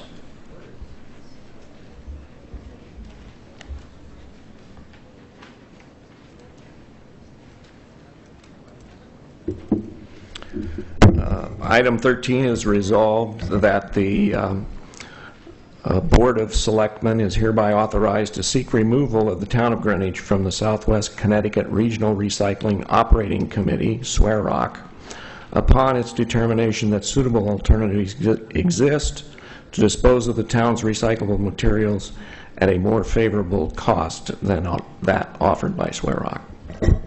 Thank you. Will the member please move the adoption of the resolution? The resolution on item 13 has been moved and seconded. Mr. Wells, with the report of our Legislative and Rules Committee. Mr. Moderator, ladies and gentlemen, we took up this item last Monday evening. Appearing for the proponent was Lloyd Hubbs from the DPW. Mr. Hubbs told us that the town is in a situation to perhaps provide for a better financial arrangement with respect to the disposal of the town's recyclable trash. There is currently a need for the selectmen to be given the authority to opt out of its current contract so that the town can look at more favorable options, including an option that is available in Stamford. There's very little controversy on this, that the Legislative and Rules Committee supports the need for the selectmen to have this option to opt out so that we can make a better deal for the town. Our vote was 11-0-0, District 5 absent. Thank you. Mr. Kavee, with the report of our Public Works Committee. Commissioner Lloyd Hubbs and Amy Seibert presented. Handouts were given to help illustrate the costs associated with the hauling of recyclables. A review of the history of our municipal waste obligations. Handouts also included a review of the history of our municipal waste obligations and our recycling obligations. Changes to the SWROC arrangement may permit the town to find significantly less expensive recycling alternatives in state or perhaps in New York, even taking into consideration the hauling costs. Commissioner Hubbs noted there appeared to be some inherent rate inequality, and our only ability to extract a fair bargain or work a better deal elsewhere would be to act on the opt-out period that is before us, but cannot wait for RTM approval. The best example of the inequity is the contribution rate to SWROC is 16%, but we are only allocated 6% of the vote. While the opt-out opt-out period may be extended, we formally need to act if we would like to have legal opportunity to find other recycling venues at a lower cost. It appears that Stanford and Norwalk will be opting out, and Darien is considered it as well.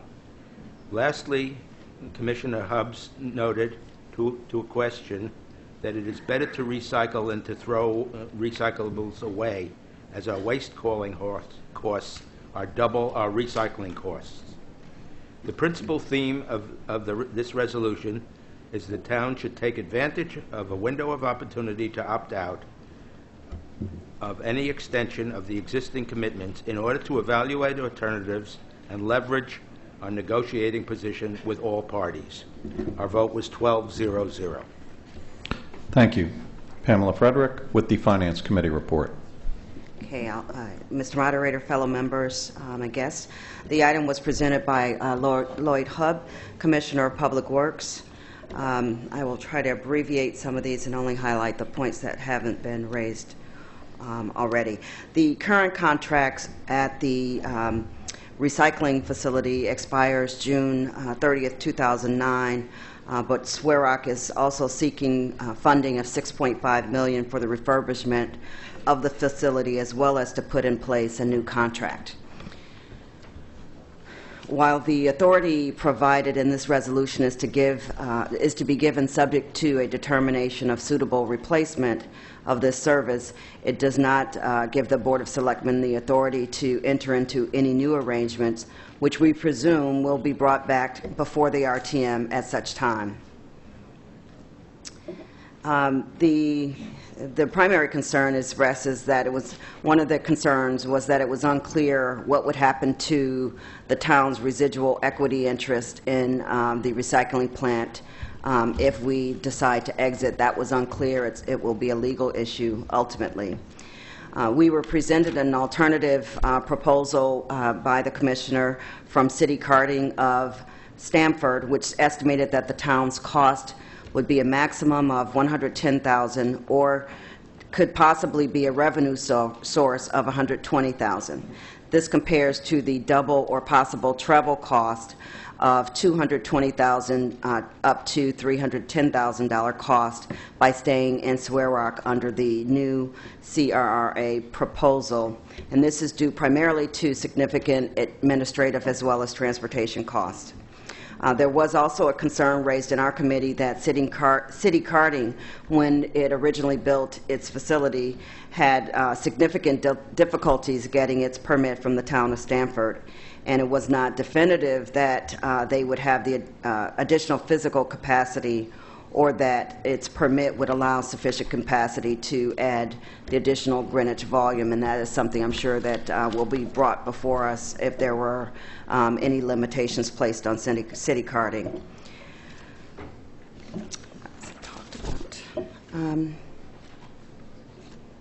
Our vote was as a result of the cost differential and believing that we should provide the town the option to exit the contract and look for alternatives, was a vote of 10-1-0 with a dissenting vote due to a concern that there was only one very preliminary alternative presented, and therefore we actually have some degree, if not a great degree, of uncertainty as to whether exiting this contract will result in no available recycling or potentially one at higher cost. In addition, the town will face higher tipping fees for trash going to the Bridgeport facility, as the net revenues from the current recycling facility of $1 million have historically been used to offset the tipping costs at the trash to energy plant in Bridgeport.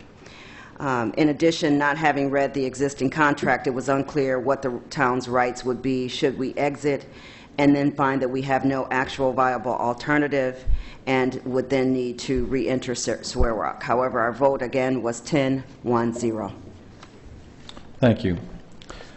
Just before I ask for discussion, I want to give the outstanding votes. I believe I have not yet reported the vote on item 9, which was the Fish and Wildlife.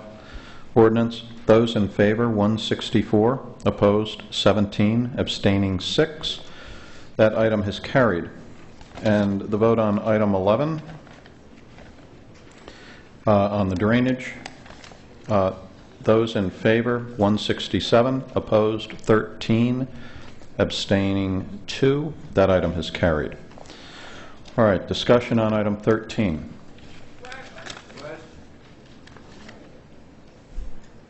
Will the district chairs please mark your voting cards, item 13, and proceed to poll your delegation? Since that is the last matter to come before us tonight, we will await the result of that vote before adjourning. Once again, I really extend my thanks to all those who recruited candidates for the November election. You did a great service to the RTM and to the town, in my opinion.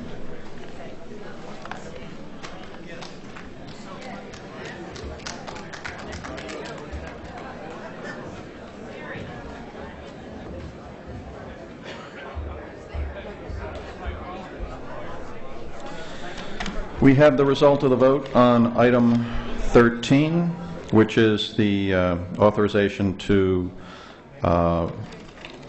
leave SWEROC. Those in favor, 167. Opposed, 3. Abstaining, 2. That item has carried. There being no further business to come before the meeting and absent objection, this meeting stands adjourned upon unanimous consent. Thank you all for coming. Have a safe trip home.